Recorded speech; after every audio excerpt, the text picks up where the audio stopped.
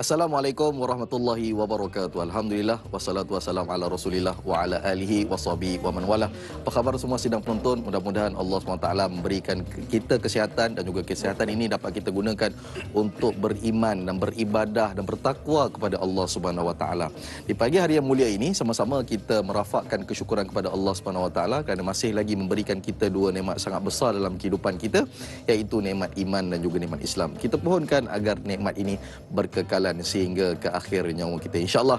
Amin amin ya rabbal alamin. Hari ini 30 Disember, hari Rabu, 15 Jamadil Awal 1442 Hijriah. Sedar tak sedar kita sudah penghujung tahun, dan selepas ini ataupun lagi beberapa hari kita akan masuk ke tahun yang baru, dan sudah tentu kebiasaan kita, adat kita di Malaysia ini, kita akan mempunyai azam yang baru. Saudara, di antara azam yang saya nak kongsikan adalah kongsikan ataupun azamkan perkara-perkara yang boleh menambahkan keimanan dan ketakwaan. Itu yang pertama. Yang keduanya, barulah kita cuba azam untuk memperbaiki kehidupan duniawi kita, insya-Allah. Hari ini kita dengan topik kita iaitu fiqh dengan tajuk kita munakahat. Dan saudara, fiqh munakahat yang kita akan bicarakan pada hari ini, dia lebih menjurus kepada alam perkahwinan dan dia menuju ke alam penceraian. Hari ini panel kita ataupun ustaz yang akan mengajarkan kita pada hari ini, seorang ustaz yang saya kira ustaz paling banyak lesen di Malaysia. Bukan saja lesen kereta dan juga lesen motor, kapal terbang pun dia ada, tuan-tuan. Siapa yang dia tak lain tak buka Al-Fadil, Ustaz Muhammad Abdullah. Apa khabar Ustaz? Sihat? Alhamdulillah. Alhamdulillah. Ustaz, hari ini fiqh munakahat, dan perbincangan kita menjurus kepada ke arah lebih kepada bercerai, Ustaz, betul? Jadi sebelum tu saya nak bagi tahu kepada pihak penonton semua, sekiranya ada persoalan boleh terus hubungi kita talian 18881677 ataupun boleh ke Facebook kami Tanyalah Ustaz TV3 untuk bertanyakan soalan. Seperti biasa, sebagai amal jariah kita ataupun saham akhirat kita, bolehlah kita kongsikan live Facebook kita di ruangan Facebook masing-masing kita, insya-Allah. Sebelum kita mulakan, saya nak bacakan status terkini COVID-19. Jadi kalau kita lihat, kes baru 1925 dan kematian baru kita lihat ada 2, dan kes sembuh 1123. Jadi perjuangan ini bukanlah perjuangan sesetengah pihak, tapi ini perjuangan kita bersama untuk melawan COVID-19, insya-Allah. Baiklah, sebagai mukadimah Ustaz, hari ini kita akan belajar mengenai fiqh munakahat. Apakah mukadimahnya, permulaannya di pagi hari mulia ini? Silakan Ustaz. Bismillahirrahmanirrahim. Assalamualaikum warahmatullahi wabarakatuh. Waalaikumsalam. Alhamdulillah wassalatu wassalamu ala Rasulillah wa ala alihi wa sahbihi wa man tabi'ahu wa man nasara wa wala. Dirahmati Allah, Dai Hanman, penerbit dan seluruh kru dan seluruh seterusnya, kepada seluruh ibu-ibu, akak-akak, ayah-ayah, abang-abang yang saya sayangi dan saya doakan dengan kebaikan sekalian. Alhamdulillah, pada pagi ini kita dapat sama-sama dalam perkongsian ilmu kita dalam Tanyalah Ustaz. Mudah-mudahan beri kebaikan dan manfaat kepada kita, insya-Allah. Okey. Kita cerita dulu sebagai mukadimah dia mengenai apa itu perkahwinan.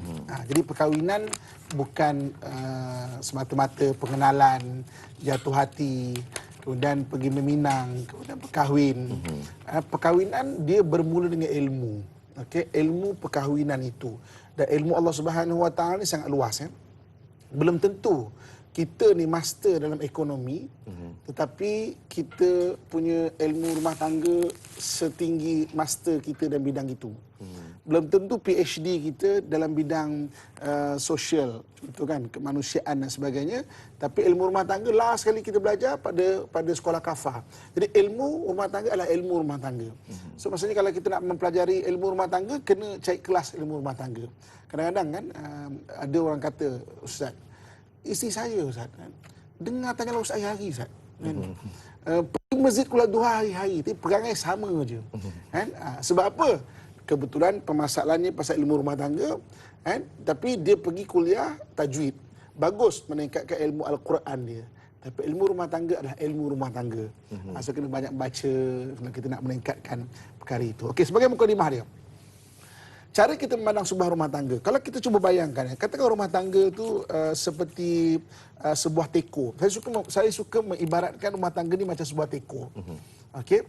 Yang teko ni kita dengan isteri kita yang mencorakkan dia. Teko kita takkan sama dengan teko mak ayah kita. Jadi mak ayah boleh bagi pandangan, teko kau ni pemegang dia kecil sangatlah. Dia boleh bagi pandangan, tapi yang tahu pemegang dia tu perlu besar ke kecil kita dengan isteri kita je. Ada orang kata kadang-kadang, teko kau ni apa dia punya dia punya tempat moncong air keluar dia tu macam kecil sangat ke? Kita yang tahu. So maknanya setiap rumah tangga ibarat teko yang setiap teko tu sesuai dengan keadaan suami dan isteri tu. Jadi kita boleh bagi nasihat, tapi suami isteri sahaja yang tahu keadaan rumah tangga tu. Okey, jadi sebuah rumah tangga ni, bila kita mandang rumah tangga, ada 5 benda yang kita kena faham. Okey, yang pertamanya, cuba kita tengok kita sini kan. Yang pertamanya, perkahwinan adalah perhimpunan 2 jiwa berbeza. Dia tak sama. Lelaki dengan perempuan takkan sama. Kita tak boleh ukur isteri kita macam kita sebagai seorang suami. Suami kita macam kita. Dia perhimpunan dua individu yang berbeza. Dari sudut emosi berbeza, dari sudut fizikal pun berbeza, dari sudut cara berfikir berbeza, kan? Pakai baju pun berbeza, kan? Orang perempuan pakai baju dah, kan ambil baju dia ketuk cermin dia, cantik dah, cantik dah. Orang lelaki, sang orang lelaki kan, pakai baju dia bukan tengok cantik, dia cium dulu, boleh lagi ni. Pakai baju, dia 2 perhimpunan yang berbeza.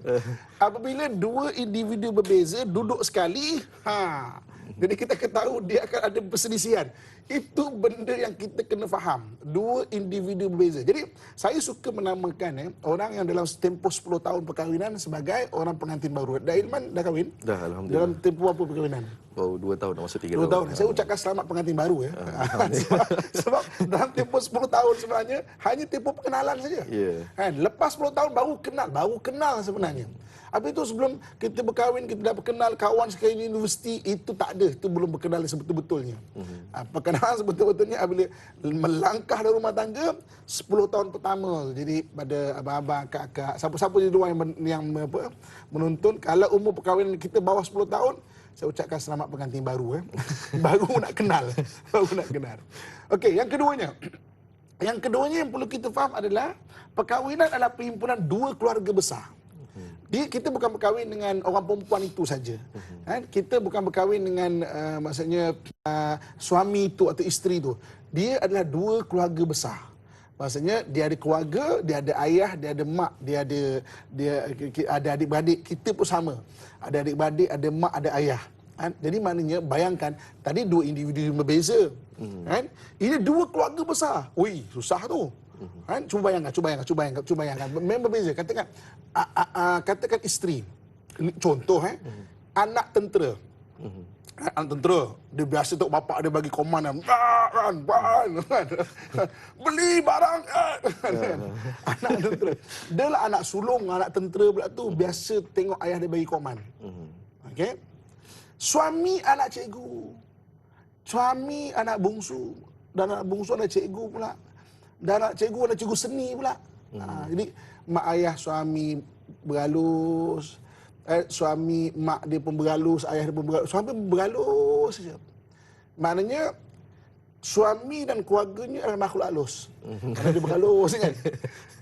Dua individu keluarga ni, itu kadang-kadang kan antara ipar dua, antara mak mertua. Itu kena faham. Dia perhimpunan 2 keluarga yang berbeza. Sebab itu kita faham benda ni, okey, kita terima hakikat. Kita tak boleh cakap pada isteri kita, dah kau jangan balik rumah mak ayah kau. Kau kena taat dengan aku sebagai suami. Kita tak boleh putuskan silaturahim. Dan hadis yang disebutkan, la ta'ah, tidak ada ketaatan li makhluqat fi maksiatil khaliq, pada benda-benda maksiat pada perintah Allah. Kita tak boleh putuskan silaturahim antara isteri dengan mak ayah dia, dengan adik-beradik dia. Tak boleh. Apa pun alasan dia, kita perlu baiki. Fa aslihu baina akhawaikum. Ada masalah kita tolong baiki, bukan kita halang dia lah apalah. Okey. Yang ketiganya, rumah tangga mengalami perubahan.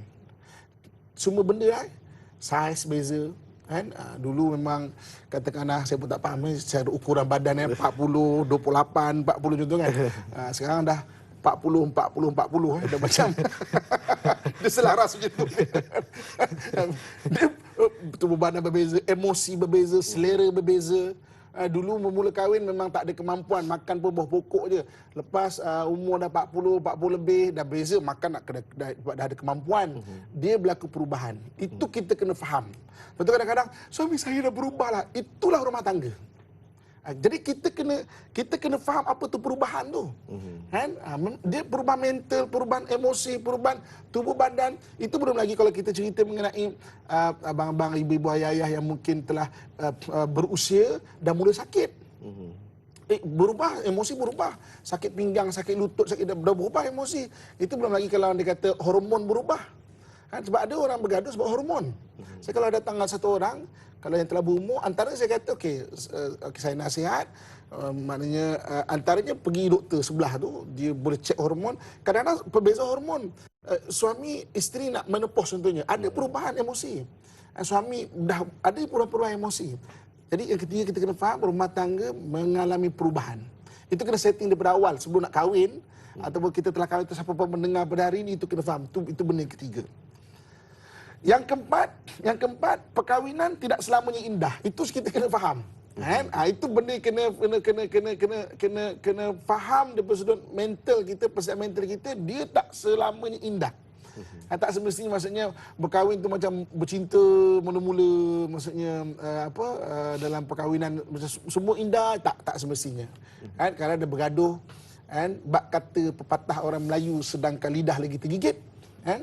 Apatah lagi suami isteri. Tapi tak ingat satu hari saya ada buat kursus rumah tangga tau. Saya kata sabarlah ya, sedangkan lidah lagi tergigit, apatah lagi rumah tangga. Ada satu orang isteri bangun, saya nak beri komen sikit. Silakan Kak, silakan. Betul Ustaz, sedangkan lidah lagi tergigit, apatah lagi rumah tangga. Tapi kan Ustaz, saya nak jadi gigi lah Ustaz. Biar suami saya jadi lidah Ustaz. Dia nak menggigit laki dia.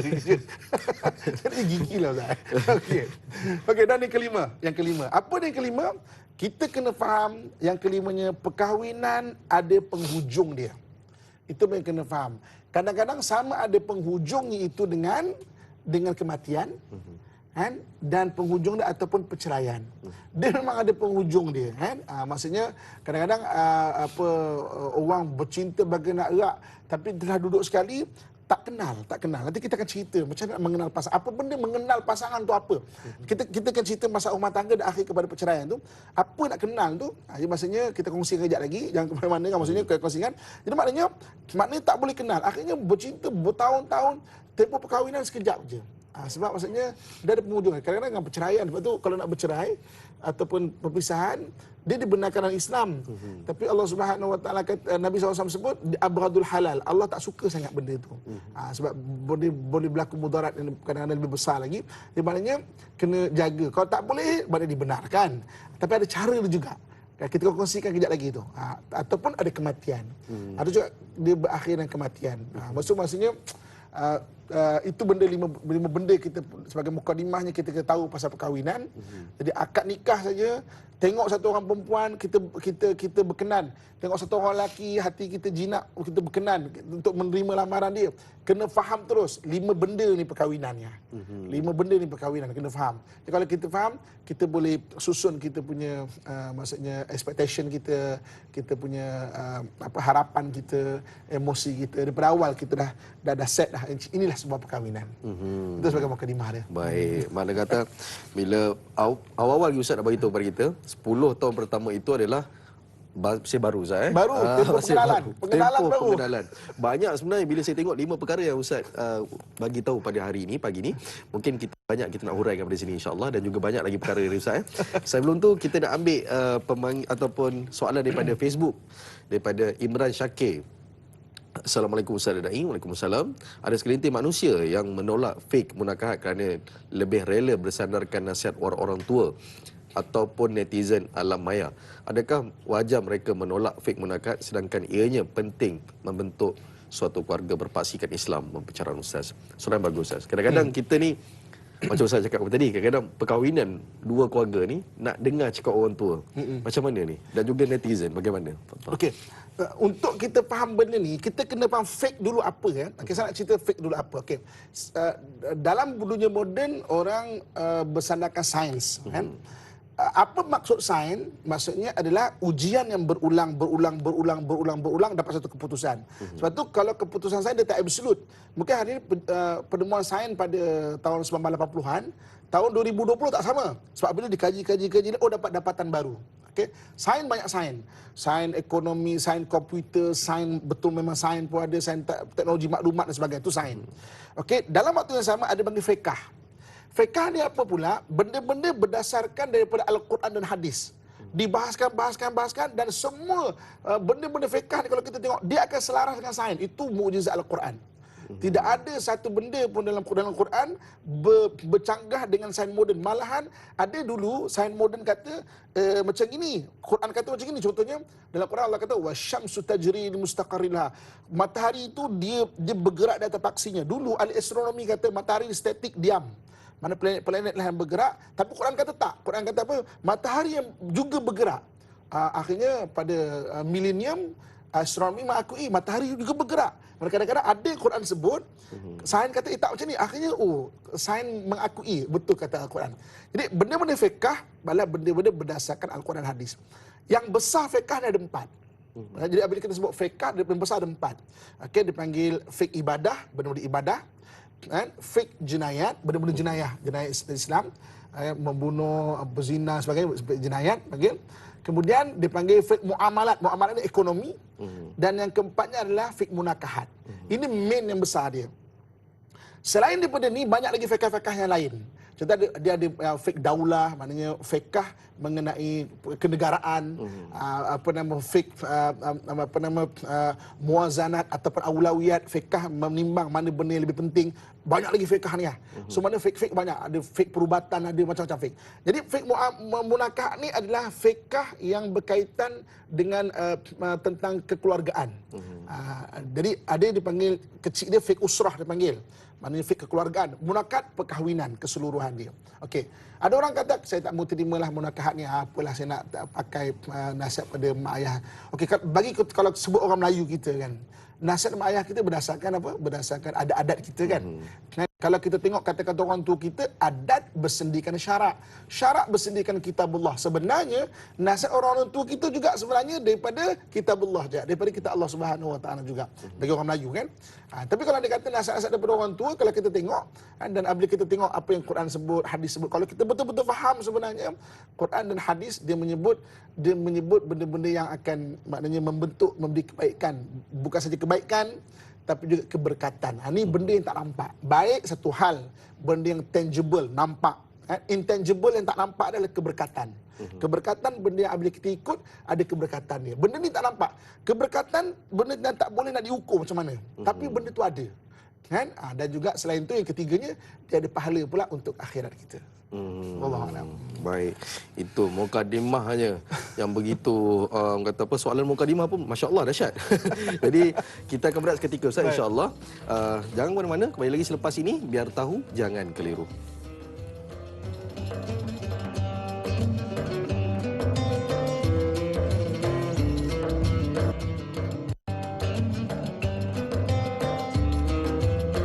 Alhamdulillah, kembali kita lagi dalam majlis ilmu. Tajalah Ustaz, biar tahu jangan keliru. Hari ini dengan topik kita fiqh munakahat bersama dengan Al-Fadhil Ustaz Muhammad Amin Abdullah. Jadi perbincangan kita pada awal tadi Ustaz sudah mukadimahkan. Mukadimah dia pun kita dah rasa dahsyat tuan-tuan. Baru mukadimah je. Belum nak habis ni. Jadi banyak lagi perbincangan kita yang akan bicarakan insya-Allah. Jadi tanpa saya lengahkan masa, saya nak bacakan satu soalan daripada Facebook, daripada Ram Desaru. Saya ingin bertanya, apakah faedah dan konsep fiqh munakahat dalam kehidupan bagi pasangan yang bermasalah? Ketika ini, ramai pasangan menghadapi berbagai-bagai masalah dari segi ekonomi, hilang pekerjaan, sehingga berlaku tidak tinggas bumbung, seterusnya memutuskan untuk bercerai. Bagaimana untuk mengatasi masalah-masalah begini agar tidak berlaku di masa akan datang? Mohon pandangan Ustaz, terima kasih. Fiqh munakahat yang sesuai untuk digunakan zaman sekarang Ustaz, yang kita tengok sini pelbagai tekanan. Bagaimana kita nak mengatasi masalah rumah tangga? Silakan. Okey ya. Orang ni dalam jadi soalan ditanya itu terutama sekarang tentang COVID menyebabkan orang tak ada kerja dan sebagainya kan. Okey. Orang ni dia ada daripada kelemahan badan tau. Maknanya inborn, lahir-lahir dari kelemahan badan dia. Okey. Apa kelemahan-kelemahan badan kalau ikut hadis Nabi SAW? Antaranya adalah ada orang kadang inborn dia mudah sedih. Maknanya dia panggil the sadness ataupun al-hazan. Dia mudah jatuh sedih. Ada orang kadang-kadang inborn, lahir-lahir dia mudah anxiety. Dia kerungsingan dan melampau. Macam mana ni? COVID kerja tak ada. Susah. Tahun depan macam lagi susah. Dia inborn dia. Ada orang kadang-kadang anxiety dia adalah environmental. Maknanya kerana kejadian. Ada orang inborn tau. Dia mudah rungsing. Cerita pasal anak rungsing. Pasal diri dia rungsing. Pasal ekonomi rungsing. Maknanya ada inborn dia. Ada orang kadang-kadang inborn dia, lahir-lahir dia sebenarnya dia ada the laziness. Al-kasal, ada malas. Sebab tu bila kita tengok ahli psikologi membahas mengenai the myth ataupun mystery of laziness, misteri tentang kemalasan, banyak ahli psikologi akhirnya menyimpulkan sebenarnya malas inborn. Maknanya kemalasan ni sebenarnya ada orang yang lahir dia malas. Dan Iman pernah jumpa tak orang yang memang penuh alasan? Pernah. Pernah tak jumpa? Pernah. Maksudnya penuh alasan. Macam duduk tak nak, susah lah kerja, tak buat apa-apa. Okey. Benda yang inborn, lahir-lahir kelemahan ni, yang tahu kita saja dan Allah SWT tahu. Allah mencipta kita dan kita. Mak ayah kita pun tak tahu. Ini kadang-kadang kan, satu orang isteri atau seorang suami tak ada kerja lah, saya pun. Padahal dia boleh jawab dengan jujur, dia ada laziness ke tak? Dia ada malas ke tak? Orang kalau ada malas, penuh alasan hidup dia. Kan? Kadang-kadang kita ada malas juga. Tapi malas. jangan dia malas yang melampau. Dia malas yang inborn tau, yang lahir-lahir memang ada benda tu. Kita je boleh jawab. Ada orang yang malas sebab environmental. Environmental maknanya, alah penatnya hari ni hari kemalasan saya nak tidur lah. Tak apa. Kan sekali-sekala. Ini memang dia saja tahu. Jadi maknanya orang yang macam ini kadang penuh alasan. COVID ni sebenarnya jadi alasan je. Tak nak kerja lah, susah, tak kerja, duduk, tak nak buat apa-apa lah. Duduk lepak dengan kawan. Ada orang jadi macam gini. Okey. Kalau kita jadi macam gini, apa ubat dia? Saya nak kongsikan satu hari, ada satu orang sahabat bernama Sayyidina Abu Umamah. Sayyidina Abu Umamah ni, dia duduk dekat masjid tau, masjid Nabi. Nabi SAW rumah dia di Madinah kan tepi masjid. Jadi satu hari Nabi keluar daripada rumah Nabi tu, Abu Umamah ada dekat masjid tu. Jadi Abu Umamah kata, Rasulullah sebut, Rasulullah bertanya, wahai Abu Umamah, kenapa kau kat sini kan? Belum waktu sembahyang. Maksudnya, kita boleh tengok, semua orang bekerja, kenapa kau kat sini? Maka apa kata Abu Umamah? Kata Umamah, kata apa? Maknanya the sadness ataupun kesedihan, maknanya menyebabkan aku macam tak boleh buat apa-apa Rasulullah. Maka Rasulullah kata apa? Nak tak aku ajarkan satu doa, kalau kamu baca akan mengubat kesedihan kau. Apa dia? Itu yang Nabi ajar, 8 rangkaian doa. Saya yakin banyak ibu-ibu, ayah-ayah, akak-akak pernah dengar doa ini. Saya bacakan sekali lagi. Kalau tak dapat, sebenarnya boleh tanya ustaz-ustaz keliling kita. 8 rangkaian doa. Apa dia? Biasa kita dengar. Allahumma inni a'udzubika minal hammi wal hazan, wa a'udzubika minal ajzi wal kasal, wa a'udzubika minal jubni wal bukh, wa a'udzubika minad daini wa qahri rijal, min ghalabati daini wa qahri rijal. Aku berlindung pada Allah Subhanahu wa taala daripada al-hazan, sedih, dan juga anxiety. Maknanya benda risau ke depan. Aku mohon perlindungan pada Allah dengan lemah semangat dan juga malas. Aku mohon perlindungan daripada Allah Subhanahu wa taala min ajzi wa kasal, min al-jubni wa bukh, pengecut dan juga bakhil. Dan juga bebanan hutang dan juga pengaruh tidak wajar seseorang. Amalkan ayat ini.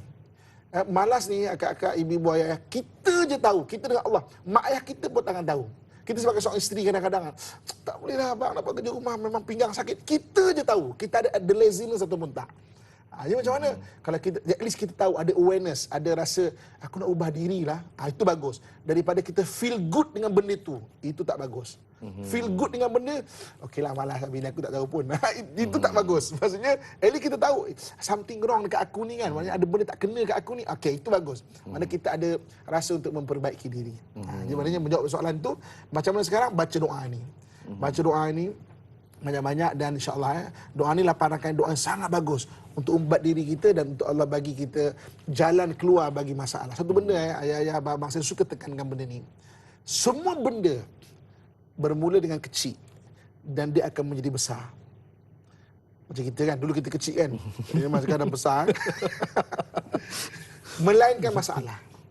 Masalah dia bermula dengan besar kemudian menjadi kecil. Melainkan masalah. Jadi masalah tu besar kecil macam mana? Bila kita berusaha menyelesaikan dan Allah bantu dengan Allah berikan jalan keluar dalam kehidupan kita sesuai dengan firman Allah, wa may yattaqillaha yaj'al lahu makhraja. Siapa bertakwa kepada Allah diberi jalan keluar bagi segala permasalahannya.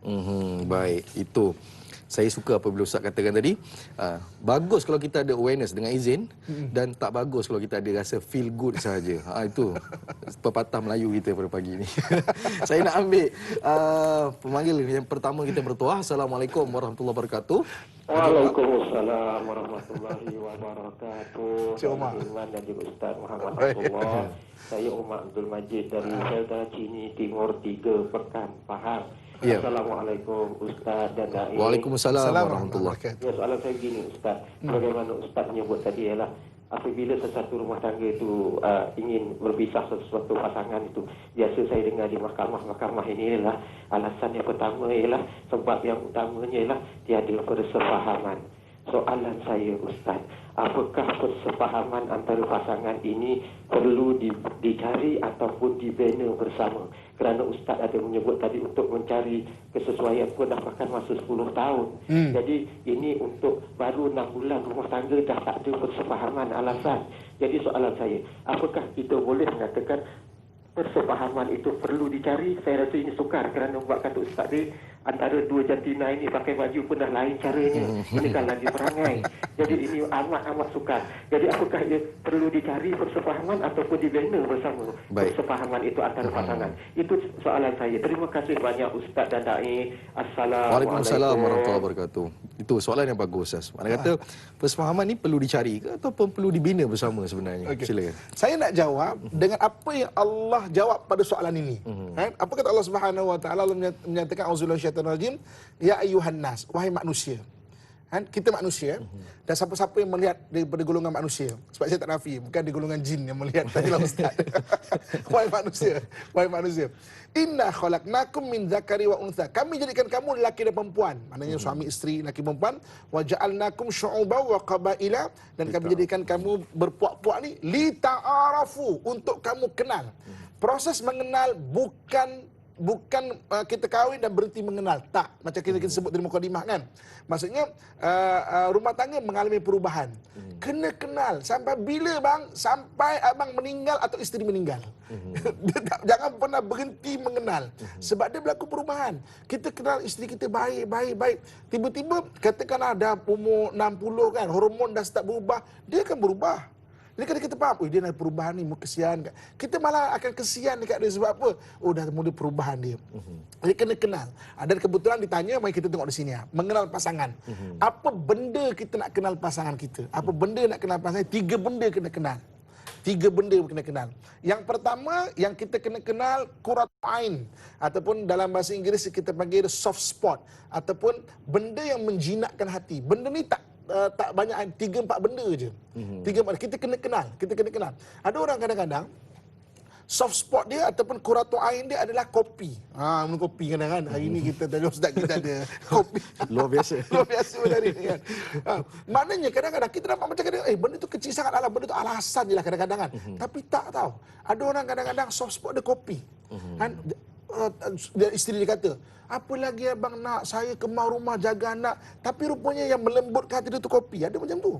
Ada orang kadang-kadang soft spot dia makan tu soft spot dia, qurratu ain dia, maksudnya yang menjinakkan hati dia. Benda tak banyak. Itu kita kena kenal kan, apakah soft spot pasangan kita tu, ataupun dipanggil qurratu ain tu. Okey, yang keduanya kita kena kenal adalah mazmumah diri. Mazmumah ni juga kelemahan diri yang lahir-lahir ada pada itu. Kita kena kenal pasangan kita, kena kenal kelemahan pasangan kita tu apa. Supaya kita kena bantu dia. Contoh dari mana?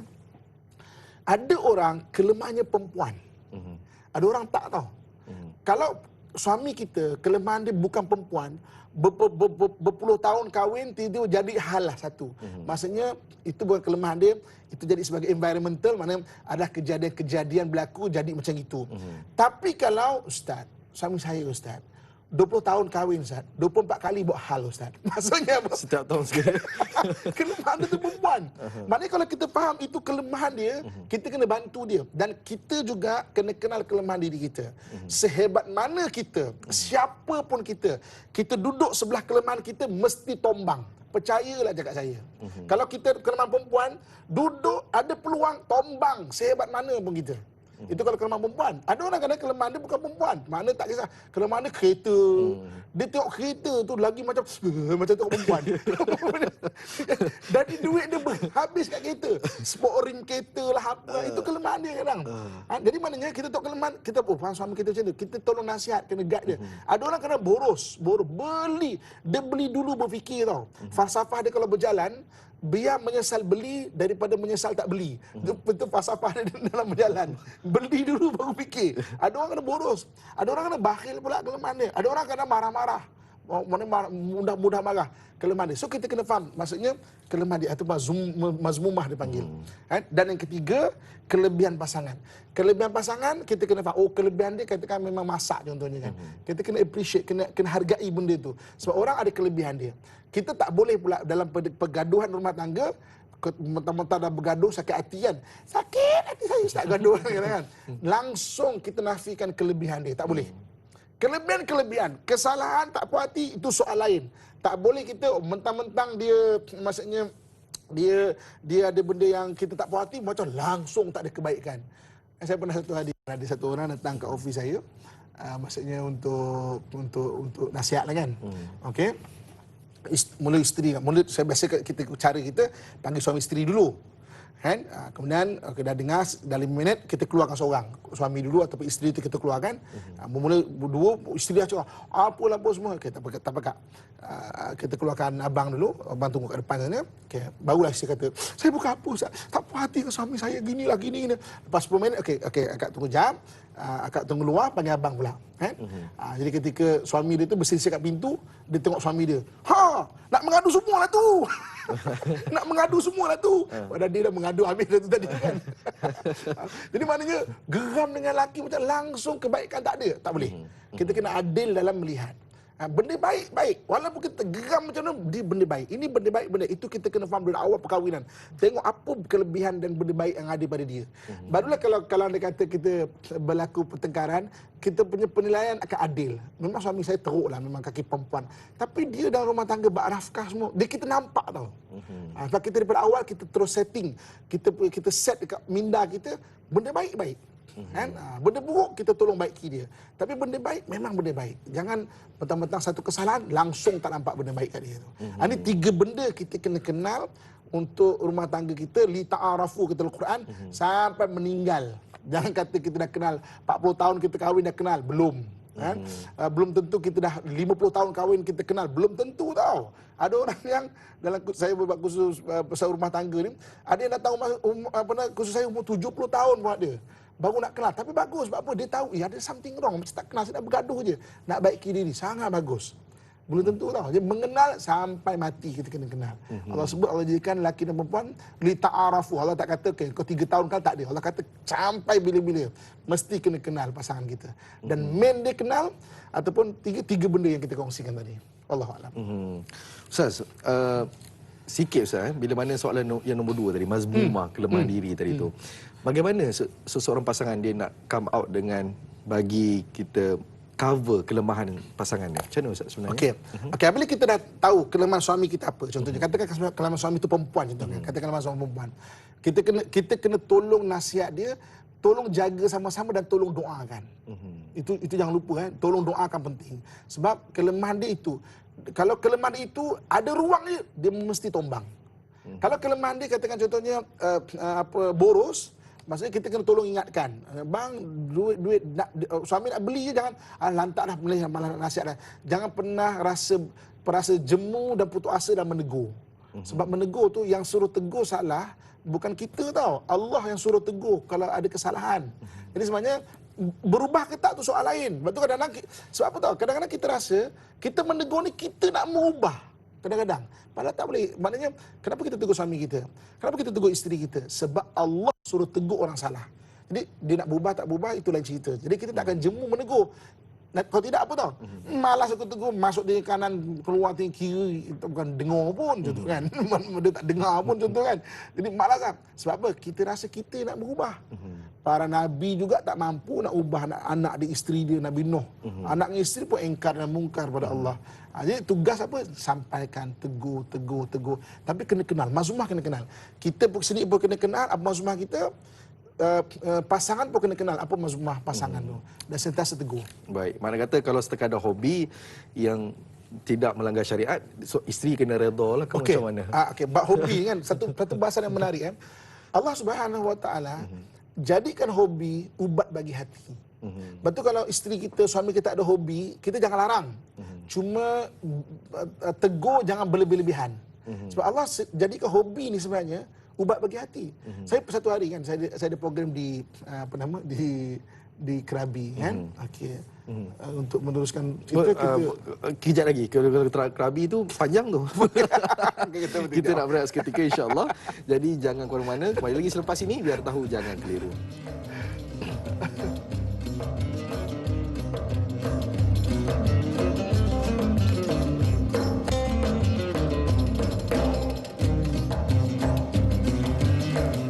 Alhamdulillah, kembali kita lagi dalam Majlis Ilmu Tanyalah Ustaz, biar tahu jangan keliru. Apa khabar semua yang baru bersama dengan kita pada pagi ini? Mudah-mudahan terus setia sampai ke akhir. Yang daripada awal tadi, Alhamdulillah dah banyak kita dapat ilmu. Walaupun permulaan, tapi ilmunya bak kata orang KL berdentum-dentum dah ilmu dia. Masya Allah. Jadi saudara, tadi sebelum kita berehat Ustaz, saya ada bertanya soalan mengenai kadang-kadang hobi seorang suami dan sebagainya. Mungkin hobi seorang isteri, adakah pasangan ini perlu menganggap itu satu kelemahan ataupun kelebihan, dan bagaimana kita nak uruskan benda ini? Okey, balik tadi apa yang saya sebut. Allah SWT jadikan hobi memang dia sebagai ubat bagi hati. Sebab tu hobi jangan dilarang. Cuma diingatkan jangan berlebihan lah contoh Saya cerita pasal Krabi. Satu hari saya ada program di Krabi. Okay, kebetulan hari itu ada pertandingan burung. Okey, soal membela burung tu itu ada soal fiqh lain, tapi saya nak cerita ni kan. Okey, jadi beberapa hari saya di Krabi pertandingan burung ni, pakcik tua-tua ni bertengah panas daripada pagi sampai petang, duk apa tau? Saya kata tak panas ke pakcik ni? Tapi itulah hobi. Jadi maksudnya hobi ni maknanya dia dah kerja penat-penat setahun, 3 hari tu ada burung, itu macam melepaskan dia punya kelegaan dia tu kan. Okey. Cumanya kena ingatkan janganlah sampai melampau dan membazir. Contoh kata orang hobi kereta kan, make up kereta, tukar sport rim, tukar semua, itu kena tegur, kena tegur. Larang jangan. Allah jadikan hobi memang untuk ubat bagi hati. Takut kita larang, dia jadi ke lain. Okey, katakan ada satu orang tu hobi dia katakan apalah, atau hobi dia gambar lah, kumpul gambar. Contoh ada orang ada gambar suka kan, kumpul jam gitu kan. Maknanya jangan bazir je lah. Ada orang kadang-kadang macam tu. Katakan kita lah, abang ni kita marah-marah. Kan dia berubah hobi pada benda lain, kita pula pening. Lain tu tak bersihkan sendirilah. Tapi masa Allah jadikan hobi tu ubat bagi hati. Itu benda yang kita kena faham. Kena tegur, jangan melampau-lampau, tapi jangan larang. Okay, baik, Alhamdulillah. Saya kira ramai para suami dekat rumah dah mulai lega sikit. Alhamdulillah. Saya nak ambil lagi satu pemanggil yang bertuah pada pagi ini. Assalamualaikum warahmatullahi wabarakatuh. Waalaikumsalam warahmatullahi wabarakatuh. Siapa di talian? Saya Haji Tukinon. Haji Tukinon. Sudah jumpa ya? Ya. Teruskan Haji Tukinon dengan soalan. Okey, persoalan macam ini ada dai. Jadi rumah tangga. Kalau seorang isteri ini taat, ini ialah ikut apa segala perintah dan cakap dari suami. Tetapi suami orang kata nak kata degil pun tak degil tu. Dia tak dia tidak menjalankan apa katanya, suami yang ingkar, suami yang degil, suami yang jahat. Contohnya suami ini selalu kultur, selalu dalam maknanya dia contoh isam dada lah itu. Jadi saya minta pendapat, boleh tak isteri ini minta cerai daripada baik. Itu soalan begini. Assalamualaikum. Waalaikumsalam warahmatullahi. Terima kasih kepada Haji Tukinon atas persoalan yang diberikan. Isteri seorang yang taat, yang baik, tapi cuma suaminya mungkin tergelincir sikit dan sebagainya. Macam-macam hal. Macam-macam hal. Jadi, bagaimana Ustaz? Silakan. Okey, bagus. Soalan ni memang dengan selaras dengan apa yang saya nak bincang. Saya bincang poin kita dulu, nanti saya akan jawab soalan ya. Baik. Okey. Apabila kita mengenal siapa orang jahat, katakan suami jahat kan. Apa kebetulan terima kasih yang tanya kan betul. Mengenal siapa orang jahat. Okey. Orang jahat, apabila kita tahu orang yang jahat ataupun orang yang tak betul, dia ada 4 jenis. 4 jenis. Pertamanya apa? Kita kata ada orang jahat yang melakukan kejahatan dengan niat. Memang jahat sungguhlah. Memang dia buat jahat tapi dengan niat buat jahat. Itu memang jahatlah dia panggil. Okey. Yang keduanya, ada orang jahat tetapi dia sedang berusaha menjadi baik. Itu beza tau. Jadi hari ni katakan suami kita kata, abang ni apa lagi ni? Tapi sebenarnya dia sedang berusaha menjadi baik. Kita jangan treat dia, jangan maksudnya bermuamalah dengan dia seolah dia orang jahat yang berbuat jahat. Sedangkan dia dulu lagi jahat sebenarnya, tapi sedang berusaha menjadi baik. Jangan diungkit-ungkit kesalahan dia. Kita tidak pernah tahu betapa susahnya dia nak melupakan kesalahan dia tu sebelum ini. Kita pun kata, alah abang ni dulu pun lemah. Jangan mengungkit kesalahan-kesalahan orang yang telah lalu. Kita tak tahu betapa susahnya dia nak baiki diri tu. Kita tak ada kat tempat dia. Jadi maknanya ada orang kedua dia orang jahat memang teruknya, tapi dia sedang berusaha menjadi baik sebenarnya. Kan? Okey, yang ketiganya apa? Ada orang baik, ada tapi melakukan kesilapan. Dia baik tau, tapi dia buat benda salah. Dia baik sekali tu je tersilap. Jangan kita treat dia, jangan kita bermuamalah dengan dia, jangan kita marah dia macam dia orang jahat yang berniat buat jahat. Dia orang baik tapi dia tersilap sekali itu atau tersilap beberapa kali dalam bab yang lain. Kita kena rahmati dia, tegur dia sebab dia orang baik yang membuat kesilapan. Dan yang keempat, ada orang yang baik tapi tak buat benda betul. Dia baik, tak mengata orang. Dia layan blus dia je kan, dekat rumah je tapi tak semayang. Maksudnya dia orang baik tapi tak buat benda betul. Kita jangan treat dia sebagai orang jahat yang buat jahat. Jadi maknanya kematangan tengok benda ni, kita kena faham, oh dia ni orang jahat tapi sedang jadi baik, kesian kat dia lah. Jadi maknanya tolong bimbing dia. Dia beza dengan kalau memang orang jahat nak jadi jahat. Balik kepada soalan haji tadi kan. Isteri baik, suami tu memang jahat lah, isyak dadah lah apa semua. Tengok dia, kalau dia memang orang jahat yang membuat jahat, maka harus untuk meminta fasah. Kan? Buktikan perkahwinan itu memudaratkan, pergi hakim mahkamah syariah. Kita jangan ingat mahkamah ni sebagai macam takutnya. Jangan tau. Dia membantu kita. Kadang-kadang dengan mahkamah tu kita dengar kes-kes orang lain, suami orang lagi teruk. Orang lain lelaki lagi teruk. Bagusnya. Banyak orang pergi mahkamah ni tak jadi bercerai. Dia membantu kita, pegawai akan bantu kita, dia ada biro bantuan guaman bantu kita, orang keliling kita bantu kita, hakim pun nak bantu kita. Ada setengah-setengah hakim mahkamah syariah tahu perubatan Islam lagi. Dia tengok kan, kadang-kadang ada orang bercerai sebab sihir. Memang ada. Dalam Quran pun Allah sebut, ada sihir itu, hakim mahkamah syariah kadang ada yang tahu perubatan Islam. Dia tengok, dia kata, kita pergi dulu. Dia ubat dan baik. Jadi mana mahkamah sebenarnya adalah sebahagian daripada keluarga yang akan membantu keluarga kita. Jadi kan kita tengok, suami ni memang kalau jahat, memang meniat buat jahat tak nak berubah, harus minta cerai. Harus Kalau tak, maksudnya tak boleh nak minta cerai suka-suka. Tapi harus minta cerai. Pergi mahkamah syariah, tengok apa kata mahkamah syariah. Jadi kalau dia kata dia lah orang jahat tapi dia sedang berusaha dia baik, bagi dia peluang. Ataupun dia orang baik yang buat kesilapan, kesihani, rahmati dia, maafkan dia. Ataupun dia orang baik tapi berbuat kesalahan. Dia baik tapi tak semayang, bimbing dia. Jadi maknanya tengok orang bukan terus kita label, tak boleh pakai tu. Ini ke akhirat memang cerah masa depan. Kasihan kat dia. Jangan terus label dia. Itu cara memandang orang yang salah tau. Kena betul. Islam tengok saja kita cara memandang tu yang betul. Wallahualam. Baik, itu saranan yang bagus. Maknanya kata dalam pasangan, satu yang saya nampak kena bersabar, satu kita tahu cara untuk menegur. Itu yang paling baik Ustaz. Satu lagi soalan daripada Facebook. Basripah Nur Jamain. Bagaimana fik munakahat dalam khuluk bagi isteri yang sering dikasari oleh suami sehingga disahkan telah mengalami tekanan mental oleh doktor? Wajarkah isteri keluar daripada perkahwinannya dengan tebus talak? Itu yang pertama. Yang kedua, sekiranya suami tidak bersetuju melafazkan cerai dan isteri kekal dengan keputusan untuk bercerai, apakah isteri boleh memohon pembubaran perkahwinan secara terus tebus talak atau khulu' dan fasakh. Apakah perbezaan antara perceraian melalui tebus talak atau khulu' dan dengan fasakh? Jadi soalan pertama ni saya nampak mengenai khulu' Ustaz. Jadi adakah dibenarkan boleh sekiranya berlaku situasi yang mengganggu mental begini? Silakan. Okey. Bagaimana satu perceraian itu boleh terpisah lah, ataupun terbubar dengan talak. Okey, talak ni macam mana pula? Okey, talak pertama ada sukarela. Suami memang nak ceraikan isteri dia, sukarela. Dia pun dengan hati dia menceraikan isteri dia. Okey, secara sukarela. Ada dengan taklik. Taklik ni iaitu kalau dalam konteks undang-undang di Malaysia, suami meninggalkan isteri dia selama 4 bulan tanpa memberi apa-apa nafkah. Maka boleh isteri itu memohon secara taklik. Pergi betul kan, mahkamah minta suami saya dah tak tahu ke mana dah. Mission in action kan, maknanya tak tahu ke mana dah kan. Tak ke mana, tak hidup kita tahu kan. Maknanya boleh secara taklik dipanggil. Okey. Kemudian secara terus yang lainnya adalah secara fasakh. Okey, fasakh ni apa? Fasakh ni kemudaratan dalam rumah tangga.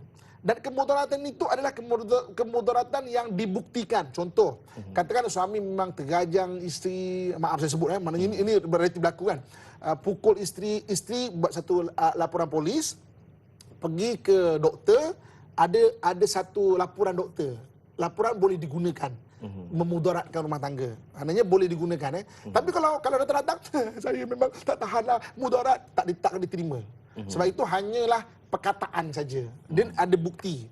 Ada bukti contoh-contoh sebagainya. Itu secara fasakh boleh mohon. Jadi kalau kita kata saya tertekan sangat kan? Maknanya ambil air, minum kopi, minum dulu, tenang dulu kan. Tapi tertekan sangat, ada bukti psikiatris. Boleh digunakan. Belum tentu boleh fasakh. Boleh digunakan bukti itu. Itu secara fasakh. Okay, antara lain yang ditanyakan adalah secara khulu'. Khulu' ni tebus talak. Tebus talak. Maksudnya, bang, gini lah. Gentle bang. Okay. Saya bagi abang 50,000, abang lepaskan saya. Secara gentle lah bang, gentle. Contoh kan. Dan ada orang yang bercerai secara khulu'. Maknanya dia tebus talak. Jadi maknanya itu antara perbezaan bagaimana sebab perkahwinan itu boleh terbubar. Okay. So, sebenarnya, kita kadang-kadang kita pandang macam perpisahan tu negatif, negatif kan. Dan hadis pun Nabi sebut abghadul halal indallah at-talaq, benda yang Allah paling tak suka walaupun benda tu boleh dibuat adalah talak kan. Nanti sebab apa kita akan cerita kejap lagi.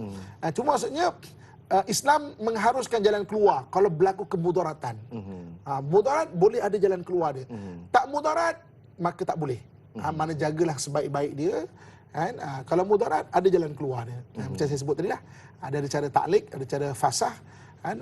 Kemudian ada cara khulu' ataupun suami rela lah. Tak apalah, kita pun dah tak sepaman, kita berpisah setakat itu ya. Tapi kita tetap kawan tau. Janji kawan Tapi kita kawan sepadan. Tapi kita tetap bersama. Contoh Macam-macam Ustaz. Macam-macam. Kalau kata apa yang Ustaz kata tadi tu, sebenarnya banyak perkara yang situasi dalam masyarakat kita sebenarnya. Bagus Ustaz jawab tadi, terus bagi khulu', fasakh apa semua settle. Satu lagi pemanggil penonton kita. Assalamualaikum warahmatullahi wabarakatuh. Waalaikumsalam warahmatullahi wabarakatuh. Dai dan Ustaz. Ya. Okay, saya Ismail dari Sungai Buloh. Ya. Okay, soalan saya macam ni Ustaz. Kadang-kadang masalah ni pernah berlaku dalam masyarakat kita. Soalannya, apakah boleh ibu bapa mengawasi anak yang telah bersuami demi menjaga keteraman rumah tangga? Itu je soalan saya. Terima kasih. Assalamualaikum warahmatullahi wabarakatuh. Soalan yang bagus Ustaz. Adakah ibu bapa boleh mengawasi anaknya selepas anaknya berkahwin? Okey. Silakan. Okey. Satu hari Sayyidina Ali karamallahu wajhah dalam satu perawian dia teringin untuk berkahwin satu lagi. Kemudian Nabi SAW sebut mengenai anaknya Fatimah, kalau maknanya menyakiti Fatimah itu macam menyakiti aku. Kata Nabi SAW. Okey. Daripada hadis ni apa kita dapat belajar tu benda? Ibu dan ayah boleh mengutarakan pendapat pada anak-anak, pada rumah tangga anak-anak, tetapi tidak boleh mempengaruhi keputusan. Itu beza tau. Jangan dah kau ceraikan bini kau, tak boleh. Ataupun kau minta bang, Alung ayah ambil dah, jom kita minta cerai lelaki, tak boleh. Maksudnya boleh bagi pandangan, tapi tak boleh mempengaruhi keputusan anak-anak. Tak boleh mana bergaduh kita pun ambil dah tak bagi jumpa, tak boleh. Kan? Maksudnya dia bincang dia. Sebab apa tau? Rumah tangga dia unik kan. Kadang-kadang okey. Berlaku sesuatu pergaduhan, kita dengar cerita adalah apa yang dia nak dengar. Okey, ada dua orang ni kan. Suami isteri. Isteri ada versi dia, suami ada versi dia. Dia nak cerita benda yang dia nak cerita. Banyak lagi dia tak cerita. Sebab itu kadang-kadang kan, bila isteri cerita pada mak ayah pun kembang-kembang hidungan. Dah lah, kita ambil anak kita kan, bawa ke rumahan. Dia pun cerita buruk-buruk laki dia. Kita pun memang menantu hantu ni, kita pun cakap menantu kita kan. Dia saja tahu cerita sebenar apa tau. Kan? Sebab itu, nanti lepas seminggu, papa sayang mama, mama sayang papa, kita ayah ke tepi lah. Dia boleh baik balik semula. Kita tak boleh baikkan menantu kita. Sebab apa? Kita dengar benda buruk-buruk je. Anak kita nak cerita benda yang dia nak cerita je. Sebab itu, dengar satu perhabaran rumah tangga, jangan terus jump to conclusion dengan izin. Maknanya terus buat keputusan. Tak gunalah. Memang menantu ni bukan menantu, hantu. Jangan keputusan. Dia saja tahu cerita dia tu. Saya nak bagi satu contoh. Ibu-ibu akan dengar contoh saya ni. Ayah-ayah dengar contoh saya ni. Saya nak bagi satu contoh. Okey. Saya Dai Hilman sebagai wakil kepada orang yang melihat pada hari ini. Tolong cerita dekat saya, ada satu orang namanya Ali. Nama Ali Ali. Cerita kat saya, Ali ni patut ke tak patut? Dai Hilman sebagai wakil kepada sidang penonton sekalian. Berapa juta saya jadi wakil lagi. Tapi cerita je. Ali ni patut ke tak patut? Okey. Cerita pertama. Okey, Ali patut tak patut? Cerita pertama. Datang satu orang. Dai Hilman, apalah si Ali ni kan? Badan sihat-sihat, ketak-ketak kan. Minta derma, minta sedekah sana, minta sedekah sini. Dia boleh kerja apa? Apalah. Patut ke tak patut Ali? Straightforward dia. Benda ni stres. Saya lah stres. Straightforward dia, mana tak patut lah tak kan? patut lah. Badan sihat-sihat, minta derma sana. Kau pergi kerja lah. Apa masalah kau? Contoh kan? Pergi kerja lah. Okey, tak patut kan? Okey. Versi kedua sambungan cerita ni. Patut ke tak patut? Memanglah, walaupun badan dia sihat-sihat, dia accident apa. Kaki dia terputus. Dia minta derma tu sebab nak beli kaki palsu. Kali ni Ali patut ke tak patut? Dia minta derma tu. Patut tak? Weh, 2 kali ni. Straightforward patut lah kan? Patut lah. Sebab maknanya, pertama tadi badan kita kata ceritanya beradak. Rupanya sebalik cerita tu, kaki dia tak ada. Dia minta derma tu sebab nak beli kaki palsu. Mana patut lah. Okey, patut tak? Okey, soalan ketiga. Datang satu orang cerita lagi. Nak beli kaki palsu?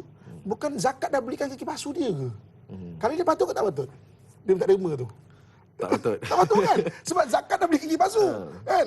Apalah dia beli kaki palsu? Datang orang keempat pula. Cerita. Memanglah zakat dah beli kaki palsu. Tapi kan 10 tahun lepas tu, kaki dia dah rosak dah. Patut. Patut pula kan? Nampak tak? Cerita yang dicerita separuh-separuh, dia punya keputusan berbeza tau. Anak kita bergaduh dengan suami dia cerita kat kita separuh-separuh, berbeza keputusan. Kalau kita tak matang dengar cerita, kan, dia saja tahu cerita sebenar. Lepas tu dah rumah tangga, menarik dia. Datang orang cerita rumah tangga, kita kena reserve dulu. Kita kena, okey, ini cerita side kau, aku kena dengar cerita side suami pula. Timbangkan dengan matang. Itulah kelebihan hakim mahkamah syariah. Dia takkan bias, dia akan dengar dua-dua, okey, dia timbangkan, okey, baru buat keputusan. Kita kembang-kembang hidungan. Dah Alung dah bercerai dah. Ayah ambil, mai Alung balik rumah. Dah jangan jumpa dah apa semua kan. Kejap lagi lepas minggu, dia bermesej berdua. Malam-malam kita pun tak tahu. Papa sayang mama, mama sayang papa. Balik-balik. Mak ayah yang bergaduh, dua keluarga bergaduh. Dia berdua baik. Lepas tu jangan. Rumah tangga ni dia unik sikit cerita dia tu. Wallahualam. Jadi itu pun satu nasihat untuk kita juga. Kadang-kadang kita tak tahu pun benda yang sebenar. Jadi lebih baik diam dan kita dengar cerita sampai habis. Ustaz, Tayalah Ustaz pun nak berehat seketika. Boleh saya? Jadi jangan ke mana. Kembali lagi selepas ini, biar tahu, jangan keliru.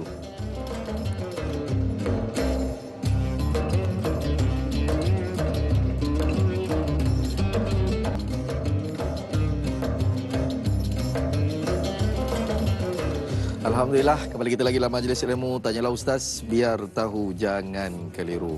Saudara, kita masih lagi dengan topik kita fake munakahat, iaitu kita yang dibahaskan ataupun dibicarakan oleh panel kita, iaitu Al-Fadhil Ustaz Muhammad Abdullah. Jadi hari ini waktu ni kita ada special ataupun kita ada istimewa tetamu kita, iaitu seorang pakar motivasi, guru kita semua, guru saya. Dan kalau dulu kita lihat 20 tahun dulu kita selalu lihat dia pagi-pagi. Pagi-pagi motivasi pagi dulu. Sampai sekarang dia masih lagi ada bersama dengan saya, dan saya pun selalu bertemu dalam beberapa program. Jadi kita bersama dengan Al-Fadhil Ustaz Haji Husim. Apa khabar Tuan Haji? Baik, alhamdulillah. Apa khabar semua? Alhamdulillah. Alhamdulillah sihat. Betul dulu 20 tahun dulu ada program motivasi pagi dulu selalu kan? Motivasi pagi. TV3. TV3 ya betul. Jadi Tuan Haji, tanpa selengahkan masa lah. Kita hari ini topik kita fake munakahat. Jadi ada beberapa motivasi yang kita perlukan daripada Tuan Haji sendiri. Iaitu yang pertama, apa persediaan sebenarnya? Sekiranya orang nak berkahwin, kalau kata nak mendirikan rumah tangga ni, apa perkara utama yang perlu kita tahu? Tak kiralah dia pasangan baru ataupun pasangan yang dah veteran nak mendirikan rumah tangga semula. Silakan. Okey, terima kasih. Assalamualaikum warahmatullahi wabarakatuh. Waalaikumsalam. Sebenarnya kalau misalnya seseorang pasangan tu nak berkahwin, jadi sebelum berkahwin biasanya pasangan tu tak mengenal lagi pasangan dia tak kenal pasangan dia. Semuanya indah je, cantik je, elok je, mesra je Tapi bila kahwin dah duduk serumah, baru kenal pasangan tu. Siapa sebenarnya suami kita, siapa isteri kita Jadi eloknya sebelum kita kahwin, saya kaunselor perkahwinan, saya ada klinik persendirian. Sebenarnya untuk pengetahuan, hari-hari ada kes ni. Hari-hari saya ada kes, saya ambil 2 kes satu hari. Repair rumah tangga. Sebab apa kebanyakannya bila dah kahwin, mereka tak kenal pasangan dia. Mereka tak kenal tau. Sebab bila kahwin baru tahu, punya bila kahwin, tengok suami dulu cakap lemah lembut. Masa belum kahwin bukan main lagi. Baby. Kadang-kadang macam sengit-sengit mulut tu, baby. Tapi bila dah kahwin, dah mula dah meninggi suara dan sebagainya. Jadi dia kata, Tuan Haji, dulu lain, sekarang lain. Itu saya nak beritahu. Sebab tu kalau boleh, ilmu yang pertama nak dipelajari ialah kita, maknanya kalau boleh ambil ujian-ujian kita panggil dalam kaunseling kita ada, iaitu nak mengenal diri tau. Macam kata dalam Islam kita panggil ilmu tasawuf. Contoh misalnya kita kata ujian personality. Contoh misalnya tahap pandang barang, kata orang tu tahap misalnya toleransi, tahap tolong-menolong, macam kata Ustaz Muhammad tadi tu. Kalau suami suka menolong dan sebagainya. Tapi sebelum kahwin suka menolong, tapi dah kahwin asyik main handphone je. Itu masalah juga. Jadi tahap toleransi, tolong menolong. Lepas ni satu lagi ialah tahap persepahaman. Lepas tu satu lagi ialah ni, sanggup kita kata tu berkongsi segala-galanya. Bila kahwin ni, seseorang tu kena berkongsi segala-galanya. Tapi kadang bila dah kahwin, hari ni orang perempuan pun kerja, lelaki bekerja. Bila nak suruh beli beras ke apa benda, dia cakap apa? Kau kerja, kau beli sendirilah. Ni duit aku. Habis isteri cakap, nafkah saya mana? Nafkah itu lain cerita. Jadi ini boleh menimbulkan konflik tau. Saya banyak buat kes sekarang, perkahwinan 2 bulan, 6 bulan, dah mula datang nak bergaduh, nak bercerai. Sebab apa? Dari segi persepahaman itu antara pasangan. Jadi kalau kata ada 2 bulan, 3 bulan dan Tuan Haji cakap tadi setiap hari hampir ada kes setiap hari. Sebenarnya apa faktor berlakunya penceraian? Tak kira lah orang muda ataupun warga tua. Silakan. Okey, saya pergi pada warga muda dulu yang baru perkahwinan tu. Kita kata kalau perkahwinan antara misalnya 1 bulan hingga 7 tahun, itu panggil awal pengenalan tu. Jadi kebanyakan kat sini biasanya sekarang lah banyak saya buat kes, ialah masalah yang utama sekali ialah masalah iaitu pertama baru kenal pasangan. Kalau macam dulu kata pasangan ni kata dia betul ansur minta RM10 dulu sebelum kahwin, minta 10 bagi 50. Contoh. Tapi dia dah kahwin, minta RM50 bagi RM3. Tapi nak makan ikan siakap 3 rasa.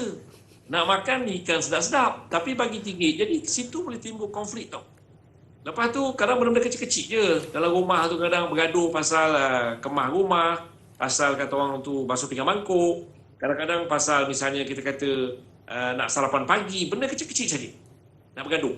Kemudian yang kedua kebanyakannya juga ni sekarang ni banyakkan pasangan ketagihan ni. Ini.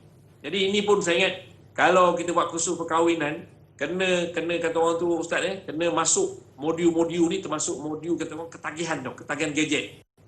Kadang-kadang dah kahwin pun asyik main ni je. Yang seterusnya ialah masalah kewangan lah. Hari ni masalah duit. Kalau masa Covid ni minta maaf, ramai sangat datang jumpa saya, masalah duit. Sebab apa? Kadang-kadang suami dah kena buang kerja. Dan ada juga yang jumpa saya tu kadang pasal duit ni juga. Ada yang dia nak bunuh anak dia. Dia panggil iaitu halusinasi tau. Halusinasi. Jadi kat sini pun suami isteri tu bergaduh lah pasal kau nak bunuh anak. Habis duit dah tak ada, dah pening kepala bini ni kan. Jadi benda-benda macam ni menyebabkan masalah kewangan. Kalau dulu-dulu, 10-15 tahun dulu, masalah cerai disebabkan oleh orang ketiga. Hari ni bukan orang ketiga lagi dah. Orang ketiga tak pandang lah. Yang sekarang ni, nak bercerai disebabkan oleh masalah iaitu, kalau yang muda-muda ni masalah duit. Kalau yang tua-tua pula, saya pun buat yang tua-tua juga. Hari ni nak beritahu terang, ramai bini-bini lagi pada rumah yang umur 60 tahun ke atas. Ni ada kata, 2 orang dah meninggal lah saya buat kaunseling. Kesian tu. Datang jumpa saya menangis, Haji, isteri saya dah lari, dah apa. Dia tidur rumah anak menantu.